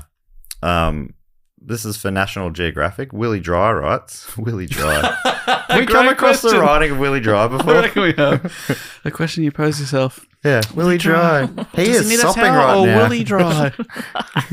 You say, is that something a dog owner has to ask? How hot is Willie it Dry? today? Willie Dry. Willie Dry. Do I have to put his little poncho on? Or it's something. It's a gentleman going into the GP. What can I help you with today? Yeah. Willie Dry. You're trying to be economical with words. Yeah. Willie Dry? Willie Dry. Can you help? Willie Dry. Itchy. Ow. Is it? He can't piss or the skin? But anyway. The skin. I was imagining Well, that's a what very. the doctor's saying. I'm going to need a little more information. I was imagining like a very dry penis. Willie Dry. You were imagining. You were imagining that. And then in great detail. the name Willie Dry came up. You went, That's crazy. That's crazy. What is Oh, we're so in sync. So Willie Dry writes, English courtier Sir Walter Raleigh. Go by William. Sorry. Yeah. Or Bill. Yeah. There's other options. I reckon Willie knows what he's doing. Yeah, I think so too. Sorry. English courtier Sir Walter Raleigh. That name feels like it rings a bell, but I don't know why. Yeah, well, he's a very famous guy. Is that why? Yeah. Well, do you know this story then? Because he dies at the end of it. Oh, wow. No, he's sort of like... Spoilers. Oh my God, I've done it again. What's wrong with you? I'm telling you, these are all Builds disasters. tension. This is a guy who lived 500 years ago. He's dead now. He's dead at the end of this. So Willie Dry writes, English courtier Sir Walter Raleigh made 2 trips to search for El Dorado. During his second trip in 1617, he sent his son, Wat Raleigh, with an expedition. Another great question. What? Raleigh? You sending him? What do I mean? Oh, dinner's had to be moved. What? Raleigh? What, Raleigh? Oh, Raleigh? Raleigh, why? Raleigh. Why Raleigh? That's his second son. So he sent up Wat Raleigh up with an expedition up the Orinoco River, the one that Enya, I think, sang about. Yeah. But I always assumed it was in Ireland for that It's reason. named after that song. But Walter, Raleigh got home and said, you know what, this river really had that. It had a bit of an Orinoco type flow, musicality about the song. Yeah. But what will we call What will we the call river? it? Enya? The Enya River? Enya River? That's nice, actually. I like that. Yeah. That's what I'm going to call it from now on. Walter Raleigh at this point was an old man. He didn't go, he just sent his son out. He stayed behind at base camp on the island of Trinidad. And like all of these, the expedition was a disaster. And Wat Raleigh was killed in a battle with Spaniards. What? Yeah. Raleigh? Yeah. I'm afraid so. Oh, High Dave. five. Okay. No, sorry. I nearly missed high five because I was laughing so much I closed my eyes. To really to enjoy steal it. myself. Yeah. To stop a piss. That's not a dry willy. Back to Willie Dry. Eric Klinghoffer, an archaeologist at Mercer University in Macon, Georgia, maybe, says Walter Raleigh was furious at the survivor who informed him of Watt's death. And it's just like, it just feels like, the myths of curses for such things come up and you're like, these stories, it does feel cursed. Yeah. Because, the guy came back and said, your son died. It was awful. Walter Raleigh, the dad, he's like, how dare you? You let my son be killed. And then that man who was the messenger. It's like a postie. He just survived an awful thing himself. Yeah. He went back into his cabin and killed himself. Oh, my God. And, the grimness doesn't end there. As Dry continues, Raleigh returned to England, where King James ordered him beheaded for, among other things, disobeying orders to avoid conflict with the Spanish. Sure. So that's how Sir Walter Raleigh died. That guy who's famous, apparently. Yeah. Very famous. Very famous. He's in, did you see, what was that TV show that came out last year? He's an actor? No, but the character was in very much, two names. Shogun Lodge? The story of Like- Shane Dye. Rosemary and Thyme. It's like Elizabeth and Mary and George. Mary and George. Mary and George. I never heard of Mary and George. Oh, very sexual show, can I just say? My goodness. Okay, I know you watch Bridgerton, so more than that? Yes, it starred Julianne Moore. Oh, yeah. You saw that. And then Walter Raleigh was in that. And he did have his head chopped off. Oh. Well, there you go. There you go. This is why. Yep. Spoilers for anyone watching Mary and Greg. I thought it started well, but then by the end of it, I was really over it. The show. Yeah, fair enough. Yeah. I won't start it then. Sounds disappointing. I'm going to erase it from my memory. So, most of those guys died as well. The English had just as much success as the Spanish. And to make a sad story worse, the Raleighs never did find El Dorado. What? Which is, of course, because it doesn't exist. Okay, that's Or what does they it? want you to think. Yeah, of course they don't want you to find it. Of course. Of course. Yeah. Then how did Kevin Kline and Kenneth Branagh do it? Yeah. We're not falling for this one. Okay. Did I'm you- gonna have to make that a movie club movie at some Okay. point. The soundtrack is Elton John. And not like Elton John songs that they've put in a movie. Like he wrote a bunch of songs for this Is this movie. post Lion King? Yes. Right. And it's pretty funny. It's Yeah. very funny. I enjoyed it immensely. Is it Disney as well? I'm actually not sure if it is. Or is it from the people who brought us Anastasia? Yeah, which now people say is Disney. And I don't think it was. Anyway. I've never heard of it. You've also never heard of DreamWorks. Walter Raleigh. I've just brought him up now. Listed as one of the most notable figures of the Elizabethan era. Well, there you go. That's why I'd There heard you of his go. name. Because he's very famous. Very notable. Yeah. So Walter Raleigh. But, it's you a funny way for him to have gone. You've been alive such a long So grim. time. Yeah. That, like, there'd be so many notable people that, of course, you heard of at the time. Yeah, But- contemporaries. But, like, how do you possibly keep track of them all in your brain? We you probably know? rubbed shoulders. You would have met millions of people in your time. Yeah. Oh, God. Easy. I struggle to remember who's who. Sometimes, like somebody will come up on Facebook and they're sharing something and I'm like, how do I know you? And I can't You place can't, it. even you have to go back to a photo from 2009 and you're like, oh yeah. Or it'd be like, it's somebody who worked on one Channel 31 show that I did 10 years ago. Right, I and- never saw them again. and they added you afterwards. And it's like, I think that's time to go. You know? I was actually around when the world's population was 1 million, and I knew everyone then. So Wow. it'd be way more than 1 million. Really? Yeah. When would that have been? I don't think in years. Yeah, it's been yonks, I reckon. You think in ice ages. Yeah, maybe. Yeah, It's easy to exactly. break it down. They reckon around 100,000 BC to maybe 10,000 BC. So that was even further back than I realised. Yeah, wow. But time to me that's the thing with time. Yeah. Who can understand what does oh it my even God. mean? What does it mean? Yeah. So yeah, they did find it because it almost definitely doesn't exist. But how do you know for sure? The Amazon jungle's dense. Could be in there. But yeah, like I was saying before, it's got its roots in some sort of truth. It's Ruth in some truth. So to finish, I'll get into that with a little bit more detail. Here's some more from Dr. Jago Cooper. The real story behind the myth has slowly been pieced together over recent years using a combination of early historical texts and new archaeological research. At its heart, it is a true story of a rite of passage ceremony carried out by the Muisca peoples who have lived in central Colombia from 800 AD to the modern day. That was AD, even though I said it weird. I die.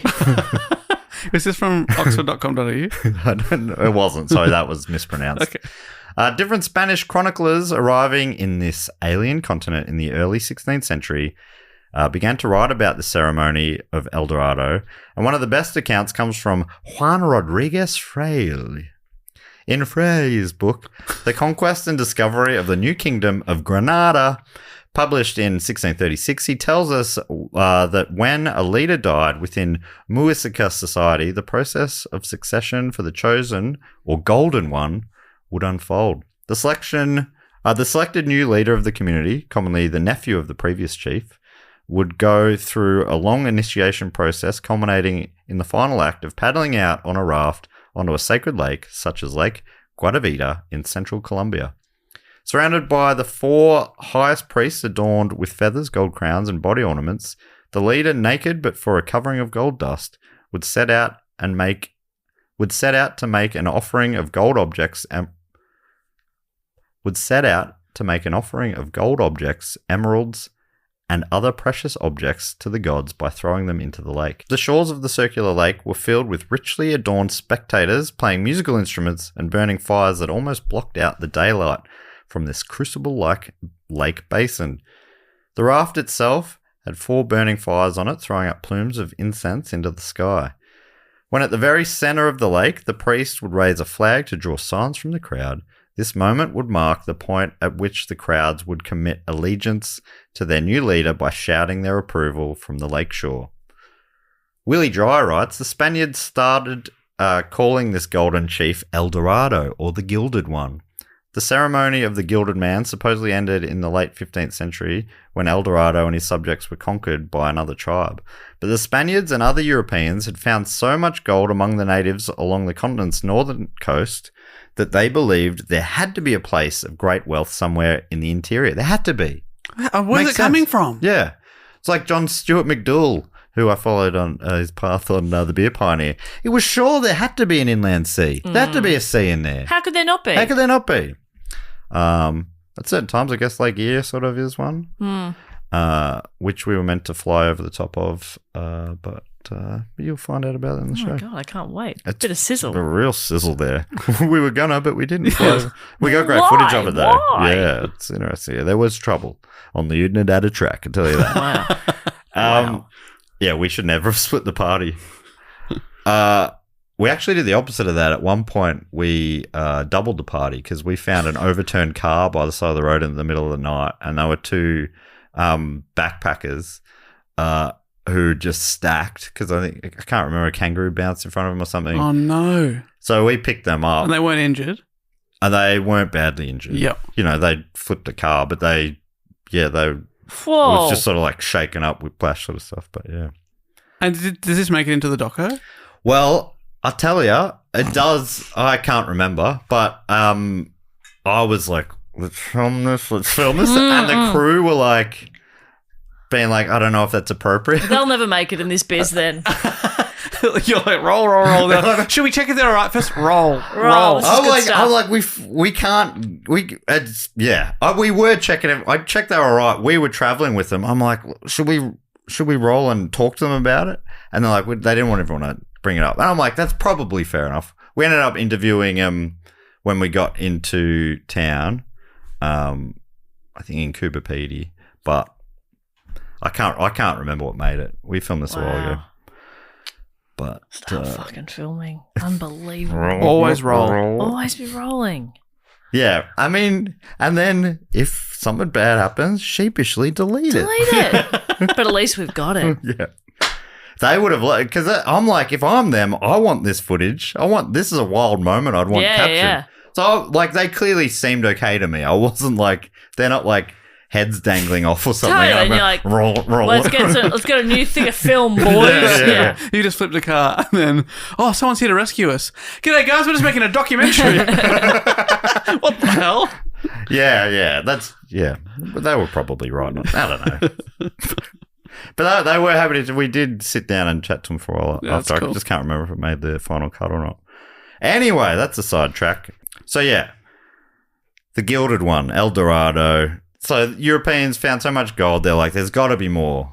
There's got to be more. And while they didn't find supposed El Dorado, they did find Lake Guatavita and drained it somewhat in 1545, lowering the level of the lake enough to find hundreds of pieces of gold along the lake's edge. So they even though they say they didn't find it, they kind of did find what it's probably based on. Like that was El Dorado. It was a golden lake. Yeah, and it also wasn't a place, it was a man.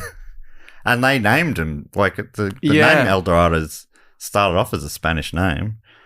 So it just, they wanted more. If you've got a golden lake, and let's say there's like a waterfall into the lake, what could you call that waterfall? Like a golden... golden. Especially if it was like a light enough pressure that you could bathe in it or something. Yeah. Probably like a golden waterfall? Golden nice. Roko flow. That's nice.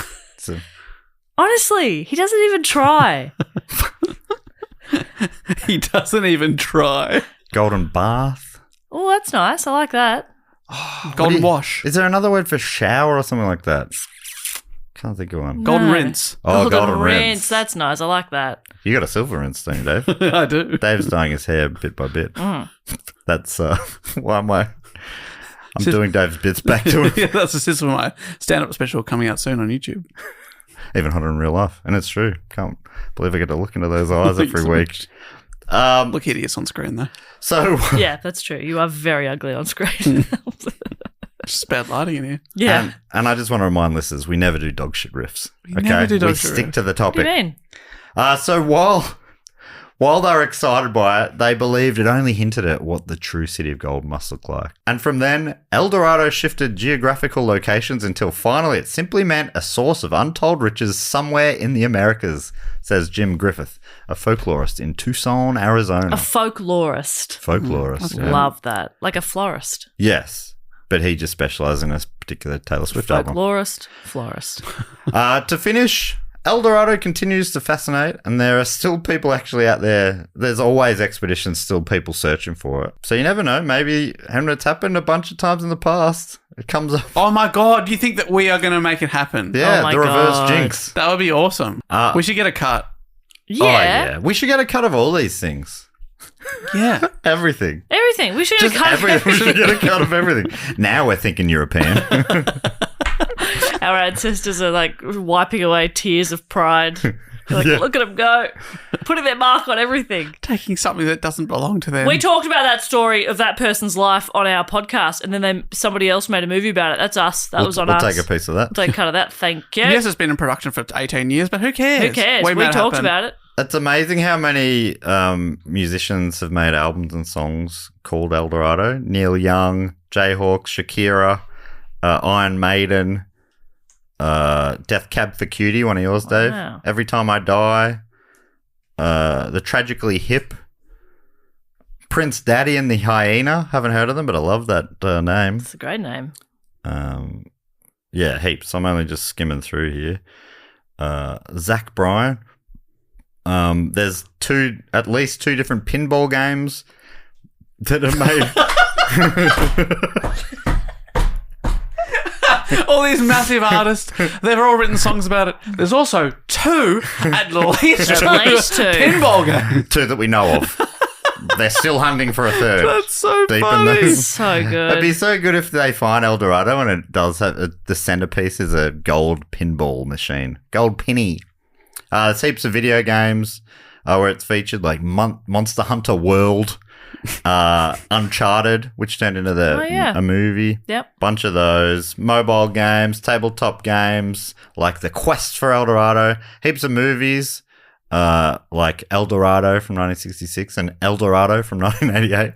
The Mask of Zorro featured it in 1998. Huh. The Road to El Dorado 2000. National Treasure, The Book of Secrets 2007. Indiana Jones and the Kingdom of the Crystal Skull 2008. Heaps and heaps of them. Lost City of Zed is obviously rated.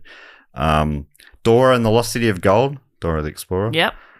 Which I got to do on Primates one day because she has a monkey.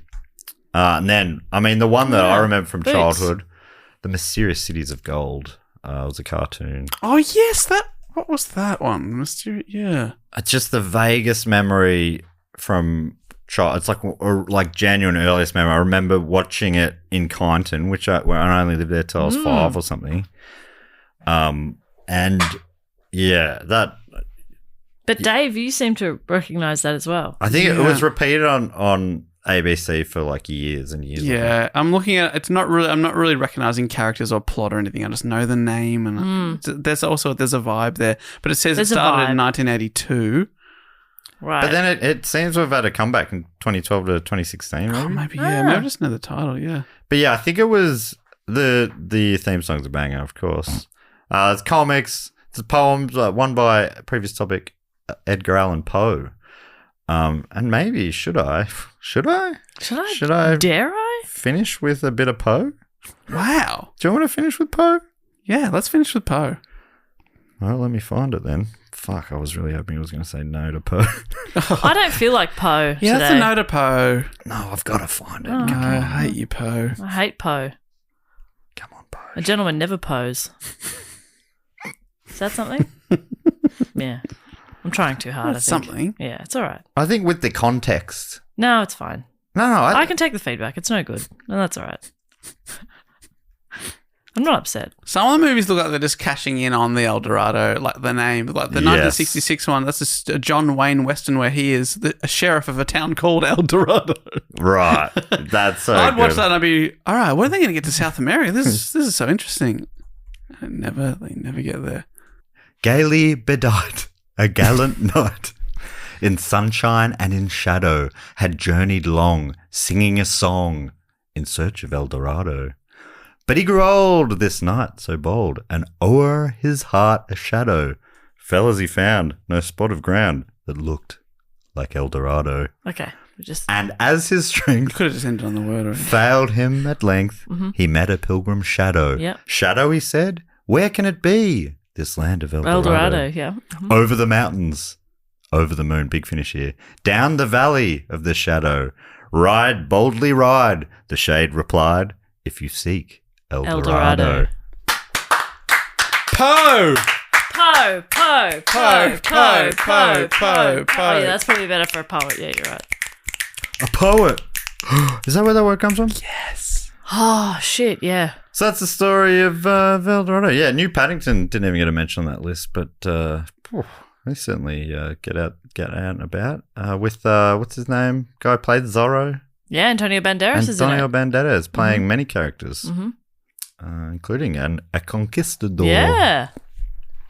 So how about that? Great film, great franchise. Paddington 2 would be in my top 4. Such My a, letterbox top 4. what a great film. Really? Well, there you go. I really have to see it. You must. Check it out. You must. I'm just going to say it. Should we go looking? Okay. Should we go I looking? can't be fucked. Really?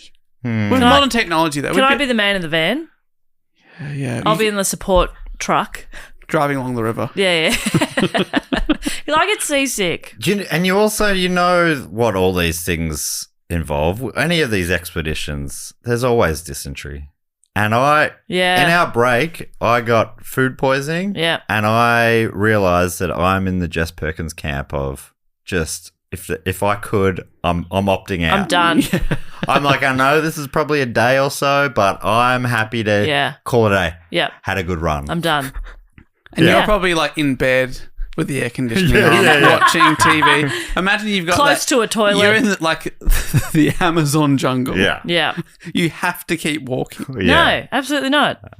But you could find a city of gold. Yeah, okay, all right. You've won You're not me going to over. find that in your bed. Well, Yeah. I'm more of a rose gold girl. Is there rose gold in this city of City gold? of Rose Gold. There's multiple cities. Okay.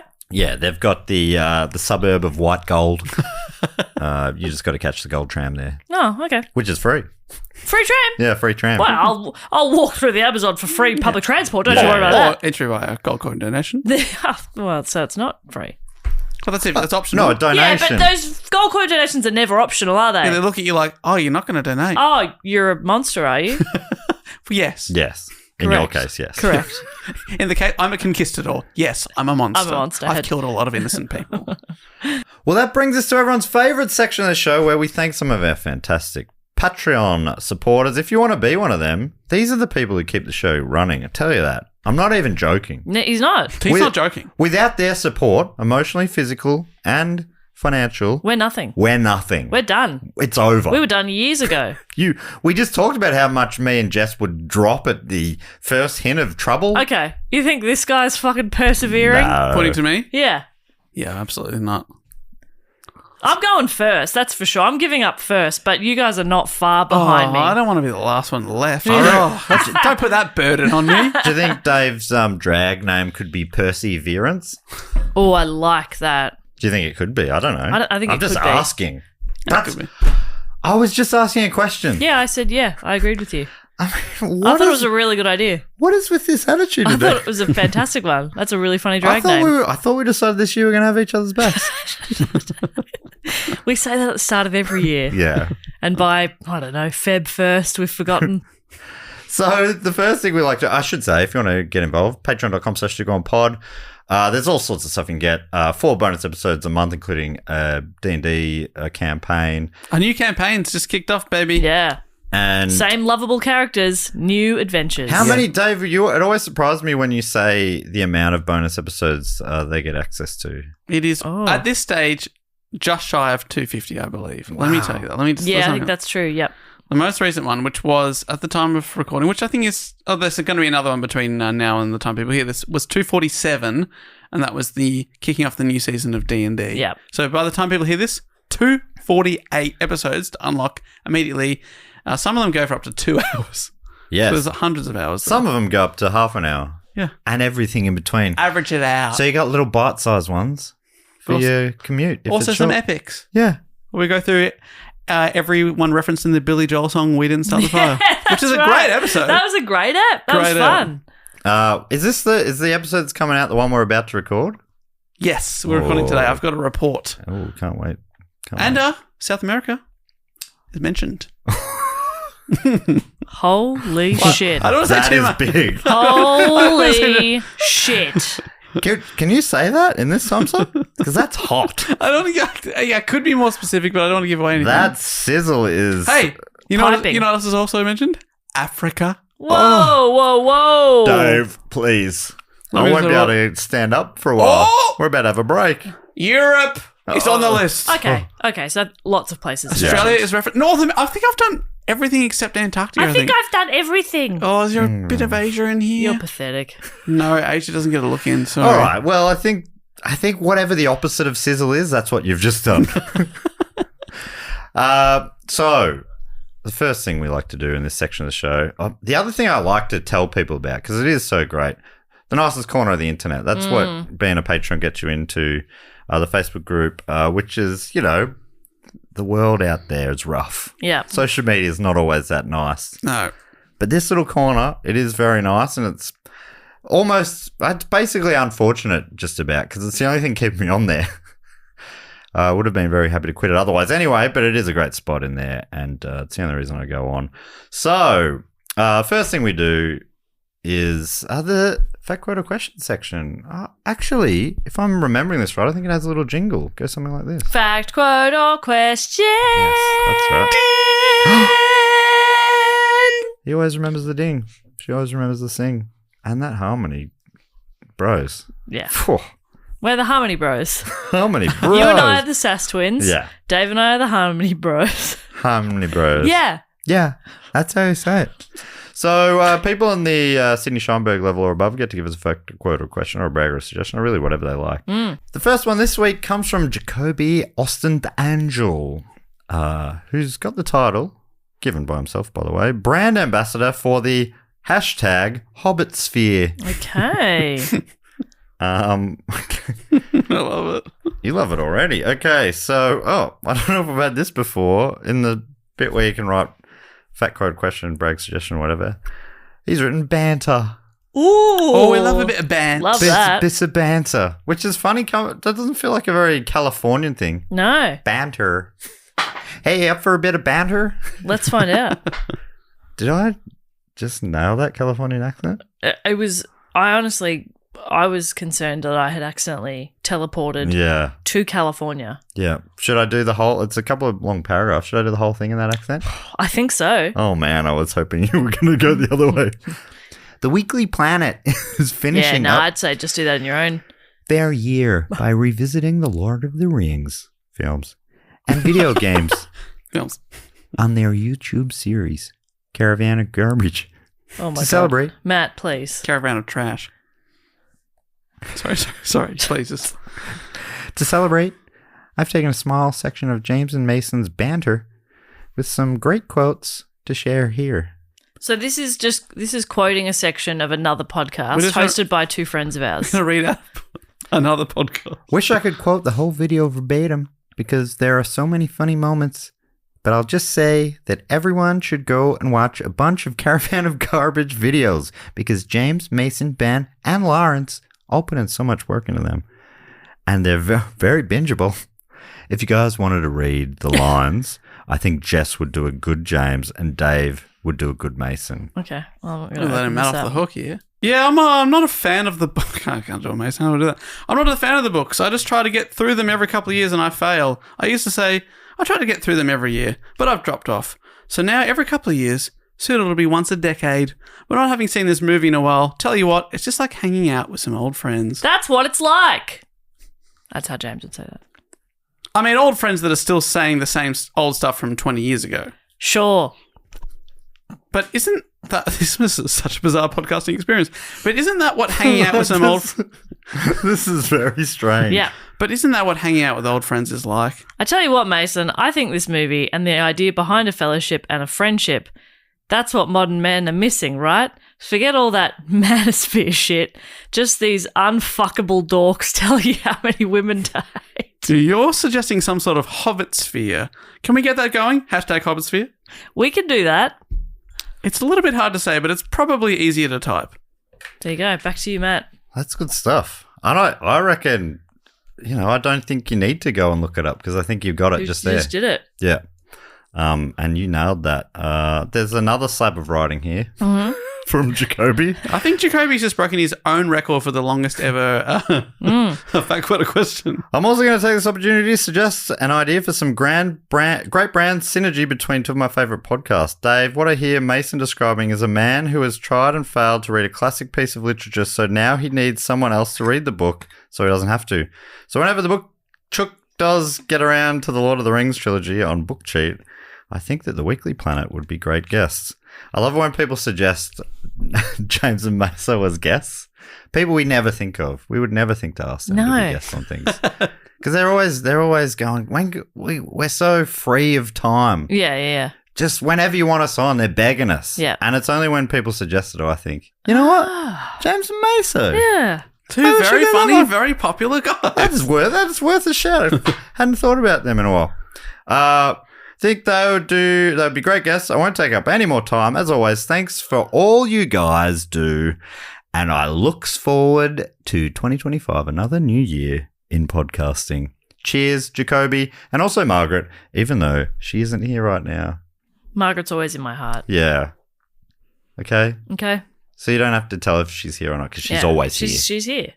And Jess is pointing at her heart. Yeah. That's right. Right here. Which is confusing because it's also like her cleavage and she is wearing a very low-cut top today.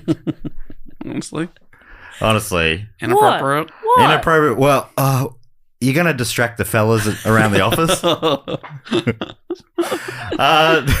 Wearing a T-shirt. Just remember, this is under the section of banter, and that's what we're doing. Thank you so much, Jacoby. Next one comes from Damien of Long Island, aka official peddler of the pod, with a suggestion. Here we go. Hey guys, I've been a huge fan of the show for years now. No other pod has gripped me or made me laugh so hard. So naturally, I suggested the podcast to several friends and family, but sadly, none of them listened. And then we need to work on your sales skills, Damien. I'm loving this. This is about our podcast. That's great. Oh. Oh, no. They've tried. They find you tedious. Leaving me here alone with nobody to talk with about the show. And unfortunately, I'm not a social media guy, so the Facebook group is out. My suggestion is, could you guys be more appealing? Perhaps do some TikTok dances or appear on the Joe Rogan podcast. Now, that's another good suggestion. I hadn't thought of that. With cool backwards hats on. Oh, that'd be great. You keep wearing your hat front-facing like a fucking dork. Yeah. You're holding us back, Matt. Should I reach out to Joe? Yeah. Because I reckon I could tell him. I think it would be great to have the Rogan sphere. Yeah. I think they'd interact with our podcast really kindly. I think they'd love me in particular. Yes. Dave, you can juggle, right? That is true, Dave. Can you juggle Oh, right? I've been trying lately again, and it's a skill that has escaped me for at least a little while. I need to work I on can it. kind of juggle. Perhaps Jess can leg press Dave while he juggles, and Matt can measure what he sees by thrustability. I like this next line. Obviously, these are all jokes. Oh, I could leg press Dave though.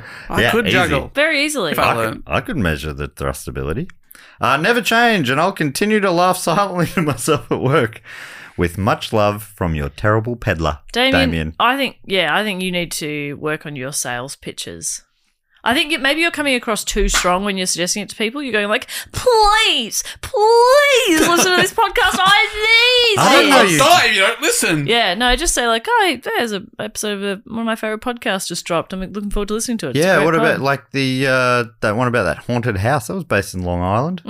Surely, because I reckon we've done so many different topics now, you could probably weave one into most conversations. I was So I've listening been to a podcast about that actually. Yes, good Yeah. one. Very funny podcast, but very informative. Yeah, and you got to stick with it because it is pretty like getting to know them at the start. You're like, Yeah. I hate these people. Yeah, Their yeah, voices yeah. are so obnoxious and annoying. The voices are weird, aka Australian, but you will get into You get it. used to them, Maybe. and they're kind of endearing after 10 eps. And I would say, Damien, I don't care if they're listening to you or not. I really appreciate you trying to spread the word. That's yeah, great. The good word. Yeah. While you're there, spreading the good word. See if you can pick up a bit of gold. Yeah, Something in it for you. That's right. You deserve it. Thank you so much, Damien, you bloody legend. Next one comes from Dave Loring, aka Executive Director of Unfinished, with an anecdote. Ooh. Hey, pals, a little story for y'all. Growing up, my dad drove a Datsun 200B that he called Blue Thunder, and I spent much of my childhood being escorted to and from it in its back seat. It had a tape deck, and Dad would rotate through a series of about 10 different cassettes. I had a mate who drove it. I think it was a 10. It might have been maybe a 1. I can't remember. It was a similar Datsun. Might have been a 180Y. And it had like a felt interior. It was sick. It was called Bob. Great car. Great memories. But anyway, this isn't about Bob. This is about Blue Thunder. It had a tape deck, and Dad would rotate through a series of 10 different cassettes for the entirety of my childhood. It's at the point where there are many songs to this day that my sisters and I don't know by their title, just simply as, ooh yeah, this is a car song. Dad's music taste trended daddishly. Lots of cold chisel, dire straits, all the stuff that comes through via pub osmosis. But there was one song that always stood out from the rest, and was the one I bothered to learn by name, so I could listen to a CD. Dad would have recorded it from when I wasn't in the car. It's called Amaze Me by a small Aussie band called The Lovers. So small, in fact, that I have barely been able to find anything about them online. But that's beside the point. The song has this really lush production and interesting instrumentation that builds up to sweeping choruses. It's good stuff. Now, all good things must come to an end, and eventually Dad had to upgrade from Blue Thunder to a car that wasn't well past its prime. The car tapes eventually faded into obscurity, but we still had the CD inside the house, so all was good. At least until we got burgled one night, and they made off with most of his CD collection. Oh, that's dogs. Nearly everything got replaced, but this album from an obscure band that few people have heard of meant we couldn't find it anywhere, and most places didn't even have it. Have a record of them to see if it was out of print or not. A few years later, around Dad's birthday, I jumped on this fancy new website people were talking about called eBay and had the thought to see if I could find a secondhand copy of this CD that he had loved as a good and thoughtful present for him. And I was in luck. There was a copy selling for a very small amount that meant the most expensive part of the purchase was the shipping. Always. It arrived a few days later. Man, this is a week of long and beautiful. Long and beautiful. Long and beautiful. Much Have like I had attitude today? today. I think I'm getting hungry. We're about to go for lunch. Am I getting hangry? No. I don't mean to be rude. Babe, I'll tell you. Okay, you'll tell me if I'm being rude. Yeah. It arrived a few days later, and though the case and booklet were a little bit torn, I thought, oh well, so was Dad's copy. He won't mind. A happy customer, I jumped onto eBay to leave my positive feedback to the seller. And I love the the detail, yeah. And then the website was www. And then noticed that they lived in Tasmania, only a few towns away from where we lived. What a coincidence. How Hang on. I left my positive God, that review, took you way too long. but a few minutes afterwards started to have a realization. I just wondered how many secondhand copies were available out there. I searched eBay again and came back with 0 results. So I can't be certain of this, but I'm 99% sure that my first purchase on eBay that would go on to gift to my father was very likely his exact copy of the same album that had been stolen from his house a few years prior. Also makes me wonder if it's a crime to possess stolen goods if you're the one they were stolen from. To you to Makes buy you it think. back. Anyway, hope you're all well. Bye. Thank you so much. That's a great story. I like that. That's David a good Lauren. story. Sorry for my attitude, Dave. It did take you too long to figure it out, though. Figure out what? Final one this week comes from Nick Veterosa, aka official Yankee Doodle Dandy of the pod, with a suggestion. Great title. Oh my god, this is a brief one. And Okay. now I'm gonna edit this and go, oh, is that all? Yeah. I wanted more. Aw. You just can't please me. No, you can't. I'm a real piece I've of shit. tried. Nick writes, let me double check. That is his name. Nick writes, when you make your way to the USA, I highly suggest you stopping by the pizza capital of the US, New Haven, Connecticut. Is that why we had the franchise Pizza Haven? Probably. Wow. Where I tried to apply for a job when I was 15 and they did not hire me. I was so as a kid, I'm like, what? They've misspelled heaven and gone with it, is what it felt like. Do not let New York, New Jersey, spelled that way, by the way, I don't do that accent, or even Chicago, again spelled that way, try to trick you. Pepe's, Sally's, Bar, and dozens of other pizza parlors located around New Haven have the best pizza, or as they call it, a pizza, in the country. I'm partial to Sally's, but Pepe's white clam pizza is a fan favorite. See you soon. My God, I'm so hungry. Yeah. Oh my God, I'm so hungry. I could almost eat a white pizza. clam pizza. No, thank you. That does not sound good. But, No. But what do I know? What do you know? What do I know? Nothing.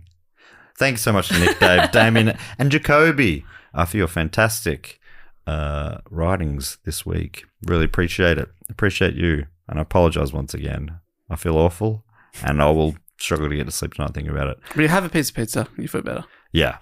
The next thing we like to do is shout out to some of our other fantastic supporters. Jess, you normally have a bit of a game based on the topic at hand. Well, these guys made a boat to sort of travel through the Amazon.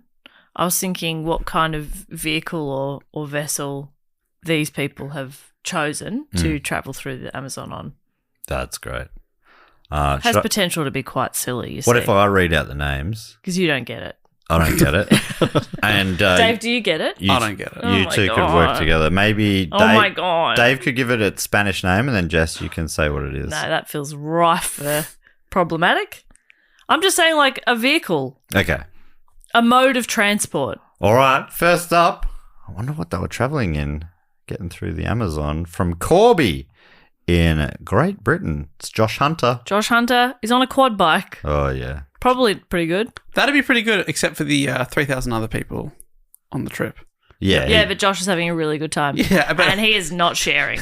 And is he staying at walking pace, or is he just going to see you guys later? Yeah. His yeah. catchphrase quickly becomes, eat my dirt. On you, Josh. Hunter is a J Hunter. That's a guy. That's good. That's a guy getting results. Yeah. On a quad bike. Next up, I'd love to thank from Cairns in Queensland, here in Australia. It's Kate. Kate is on an inflatable killer whale Oh, that's good. floating down the Amazon. Yeah, Yep. hopefully not having to travel inland too much. Sort of riding it But around it's like a hobby inflatable. horse. They're quite light. Yeah. Or you deflate it. Kate would never do that. Okay. So you just carry it around. Kate, never deflate. Thank you so much, Kate. And if you don't know who you are, Kate from Cairns, your website looks like it might be a cake-based. Is that what Maybe. you're reading out of that? Yeah. Oh my goodness, that's a great pun. Next up from Cranbrook in Canada. I would love to thank, if I may, Justin Williams Shotanana. Shotanana. Justin actually is on a donkey. Oh. Yeah. Tilting at windmills. Is that something they do? What? Is that what Don Quixote. Don Quixote. Is it on a donkey, or am I just seeing Don Quixote and that made me think donkey?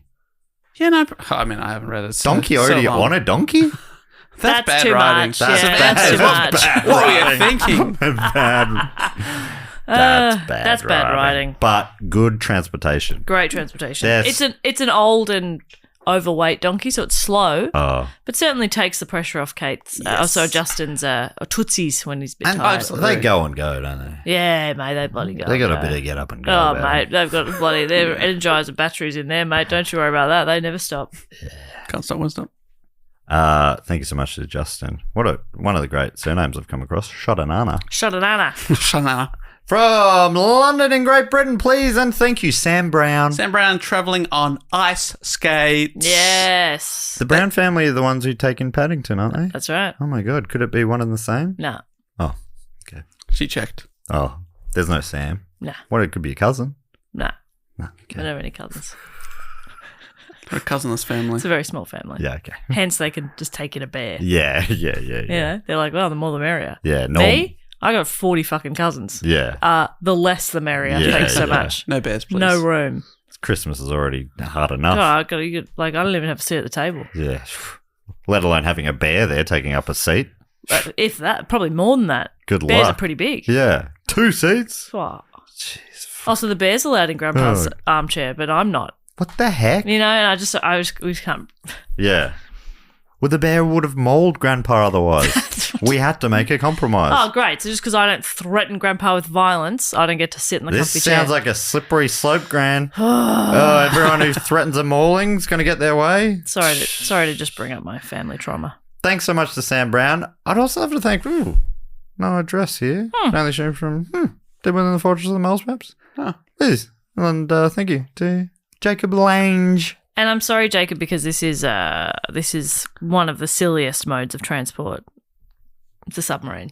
No, really? That is Yeah, so silly. So silly. In the water, maybe handy-ish, but Maybe handy-ish in the water, but... on land, you look How like a fucking idiot. How deep is the Amazon? Deep enough for a sub? Yeah. Yeah. I reckon. Well, I think that's great then. I'd love Yeah. to sub it down. I mean, I imagine there's different points that are deeper than others, but surely you can get a small sub in there. Is it a small sub or a big Max one? depth is 100 meters. yeah.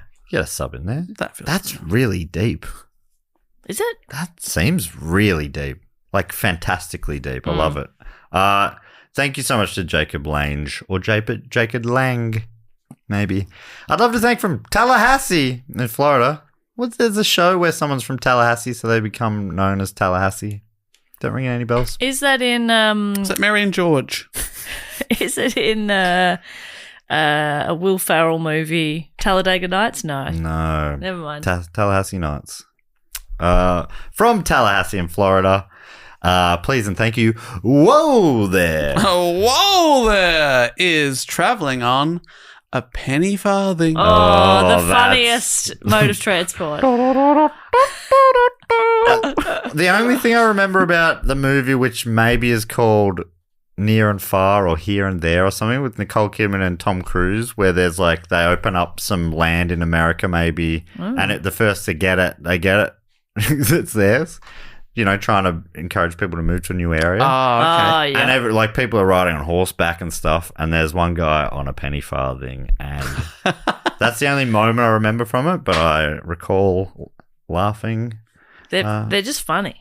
It's just a That's funny good looking stuff. thing. Okay.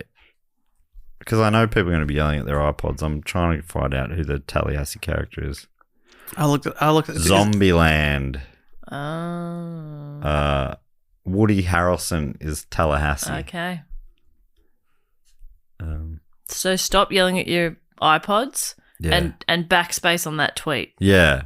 And just spend some time with your family. And maybe get them to listen to this podcast. Maybe fucking chill out. Thank you so much. Whoa there, Tallahassee. From Vancouver in Washington in the United States. Does Vancouver slip over the border? Is it one of those countries? Is that one of those cities that straddling each side of the old Wow. country line?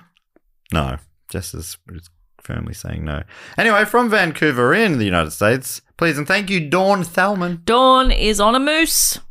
Oh my God. That's my dream. I want to see. They're huge. I just want to see a moose.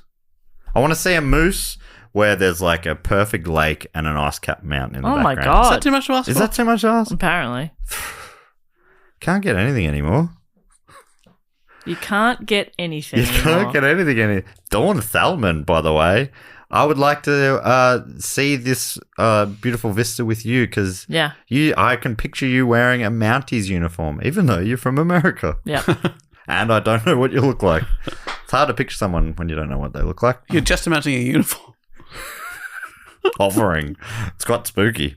From Armadale, here in Melbourne, Victoria, I believe. Or at least in Victoria, it's Crispy and M. Crispy and M. Wake up with Crispy and M. Oh, I wake up with Crispy and M. I always say it when I answer the phone, just in case. Just in case. Crispy and M are riding in a motorcycle sidecar. Yes. Attached to another motorcycle sidecar. Oh. And there's someone behind pushing them up along the riverbank. Gotcha. Huh. 2 sidecars. They just found these sidecars. Yeah, they're like, hey, hop in. But not the motorbikes. Yeah, motorbike. Someone took that. That's So disappointing. they're dumped. engineless? Engineless, yeah. So They're just getting pushed. It's people power. But you still get a little seat. It's best to get a seat on wheels. People power. Yeah, okay. Like a wheelchair, Yeah. in a way. Vancouver, Washington is it's actually down closer to the Oregon border. That's right. It's just over the old river. So who was right? Over the Who can say? It's right next to Portland. Well, not me. I know that for sure. Yeah. And Don't know what the other finally, options could be. from Amarillo in Texas, United States of America, it's Chris Sandifer, she, her. Dave, let's see if we can say it at the same time. Okay. She Is riding in a tank. Yeah. Perfect. We nailed that. We were thinking it. You were thinking it, and then you were saying it. Yeah. And it was beautiful to watch. Chris, I mean, you've won the lotto there. Yeah. I mean, the natural flora and fauna of the Amazon has lost, but you have won as you just mow down a path. Don't worry about the flora and fauna. Yeah. Flora and fauna. Well, the flora and fauna will be fine. I'm thinking about comfort. Yeah. And there's nothing more luxurious than the inside of a tank. Yeah. Especially this one, because you won't believe it, but Exhibit has just finished with it. Pimp my tank. Yeah, there's a full barbecue in it now, but he has taken out the seats. So you got to ride on the you Barbie. will have to ride on the Barbie. But pretty cool. Pretty cool. And it's got LCD screens because it was a while ago. And they still screen. Anyway, so thank She's you got to PS2. thank you to Chris, Crispy and Am, Dawn, whoa there, Jacob, Sam, Justin, Kate, and Josh. And the last thing we need to do is welcome some of our great long-term supporters into the Triptych Club. I had a little look ahead. This year is when we finally get to open the Triptych Club. Oh my God. This November. How are renovations going? Are we on track to be... Still getting the planning permit passed, but I'm confident. Okay. Yeah. Because, Steve, the Hanma, is ready and waiting. Banging on down that door. Well, he's already getting to use the. Well, we should explain, where is he right now? He's a long-term resident of the Triptych Club, which is our Hall of Fame, our theatre of the mind, place where people that have been supporting the show on the shout-out level or above for 3 consecutive years. They've already had a shout-out a couple of years back, but to enshrine them forever, we welcome them into the Triptych Club, which you can't leave, but why would you want to? Because we provide entertainment, board, music, board games. Jess I has am all bored. sorts of food and drink. Yep. It's honestly... Some of it even digestible. Some. Yeah. Some of the liquids are potable. Potable. Yeah, I believe. Is what I mean. That's what you were telling me. Is that not true? I don't get it. Okay. Well, it's not that I get it. It's just it's just a word. I don't understand what it means, though. Yeah. What food and drink have you got this week? That could have been a good learning opportunity, but nobody would teach me. Food and drinks this week, I have the Blood of the Gods. Whoa. Really? And also a specialty cocktail called the Golden Lake And I have pissed in it. Okay. Good to know. Blood of the Gods is just like a Bloody Mary. Oh. Great. Yeah, it's Fantastic. quite nice. Celery stalk? Yeah, of course. I really don't like those. And I find out every few years when I go, do I like these? Yeah. And I have a sip and go, nah, I hate these. I reckon I have one sip and go, wow, that's terrible. And then I drink the whole thing. Oh, okay. I actually quite like them. I know. I love. There's nothing one more of them. satisfying than just like throwing it Yeah. at a person just like nearby. And the celery stalk just fling it at him. Funny. That's what I like to do. That's good stuff. And they go, oh, that's why I enjoy it. That's the flinging I enjoy. All right, so we've got 3 inductees this week. Dave, you also I've booked a band for the after absolutely. party. You're never going to believe it. It's a fairly unknown underground act, but I've just picked up their CD off a website called eBay. We've got The Lovers are here tonight. The Lovers. No Opening way. with their great track, Amaze Me. Whoa. Can you believe it? I can't I had to believe hold my it. tongue before when you were talking about The Lovers. Yeah. That's what a crazy Because coincidence. David Loring wrote in about them and I was like, okay. I was hoping that maybe you would have got one of those huge acts who'd done an album or song called El Dorado. Yeah, but, I asked Shakira, but she told me to piss off. What about Elton and also John? you booked these years ago. Elton John Yeah. could have do just the soundtrack of The Road to El Dorado. Look, just a peek behind the curtain here. That was the first act I booked, but then I got this CD from eBay and I cancelled Elton John on the spot. Yeah. Fair enough. Yeah, maybe we'll get him another time. Yeah, he'll come back. It's up to our He's discretion. desperate. He is. He wants it. He's banging down the door. He's retired now, so he's looking for playing little gigs. Yeah. So yeah, for people who've been on the shout out level or above for 3 years, but the trip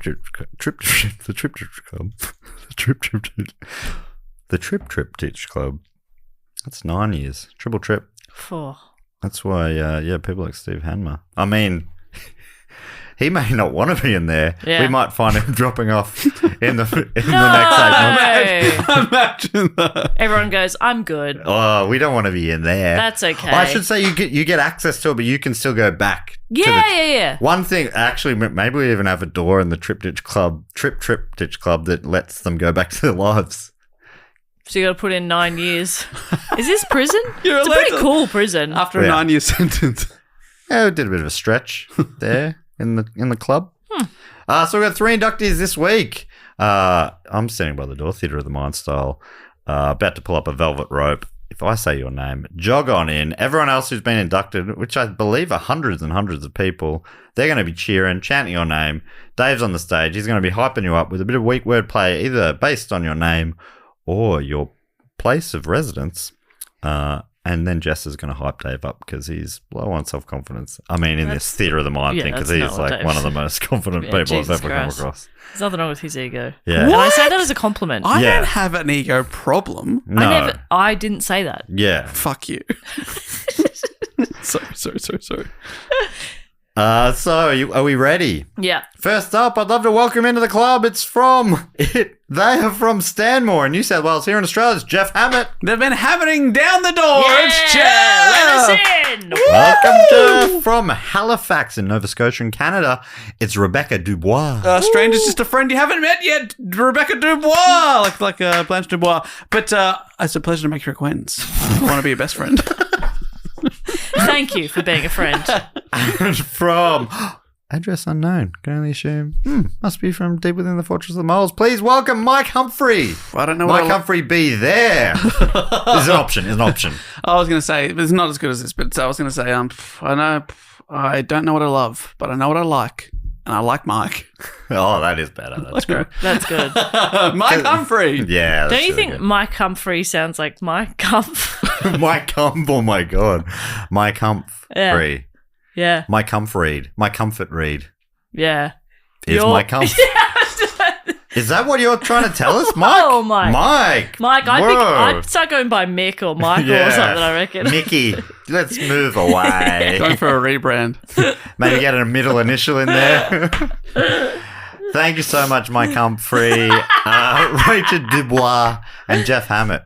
All fantastically named. I mean, Mike Humphrey, I did not notice that at all. I think it's a great name, but yeah, maybe I'm switching to Mick. Yeah, I'd be Mick Humphrey. That's fine. Mike's like one day away from retirement when he's hearing. He's like, oh, why has no what? one told me? What? Why has this happened? Thank you so much, Mike, Rebecca, and Jeff. Make yourselves at home. Hey, grab a bloody of the gods.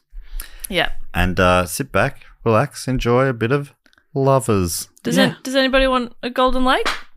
I've got a fresh batch of Golden Lake here. I'm actually all good. Okay. I'd actually love his as well. That's mine. Sign me up. Dave, give me a double. Dave just had an accident in our jellyfish tank, so this is coming at a good time. Really good thing. Just pour all over me. All right, well, I think that brings us to the end of the episode. Is there anything we need to tell people before we go, Bopper? That they could suggest a topic. There's a link in the show notes, or you can find it on our website, which is Do Go On Pod, and you can find us on social media, Do Go On Pod and Do Go On Podcast on TikTok, where we're really blowing up. Wow, especially the videos that people don't like. They get lots of views and comments. Dave, boot this baby home. We will be back next week with another episode, but until then, I'll say thank you so much for listening and goodbye. Later.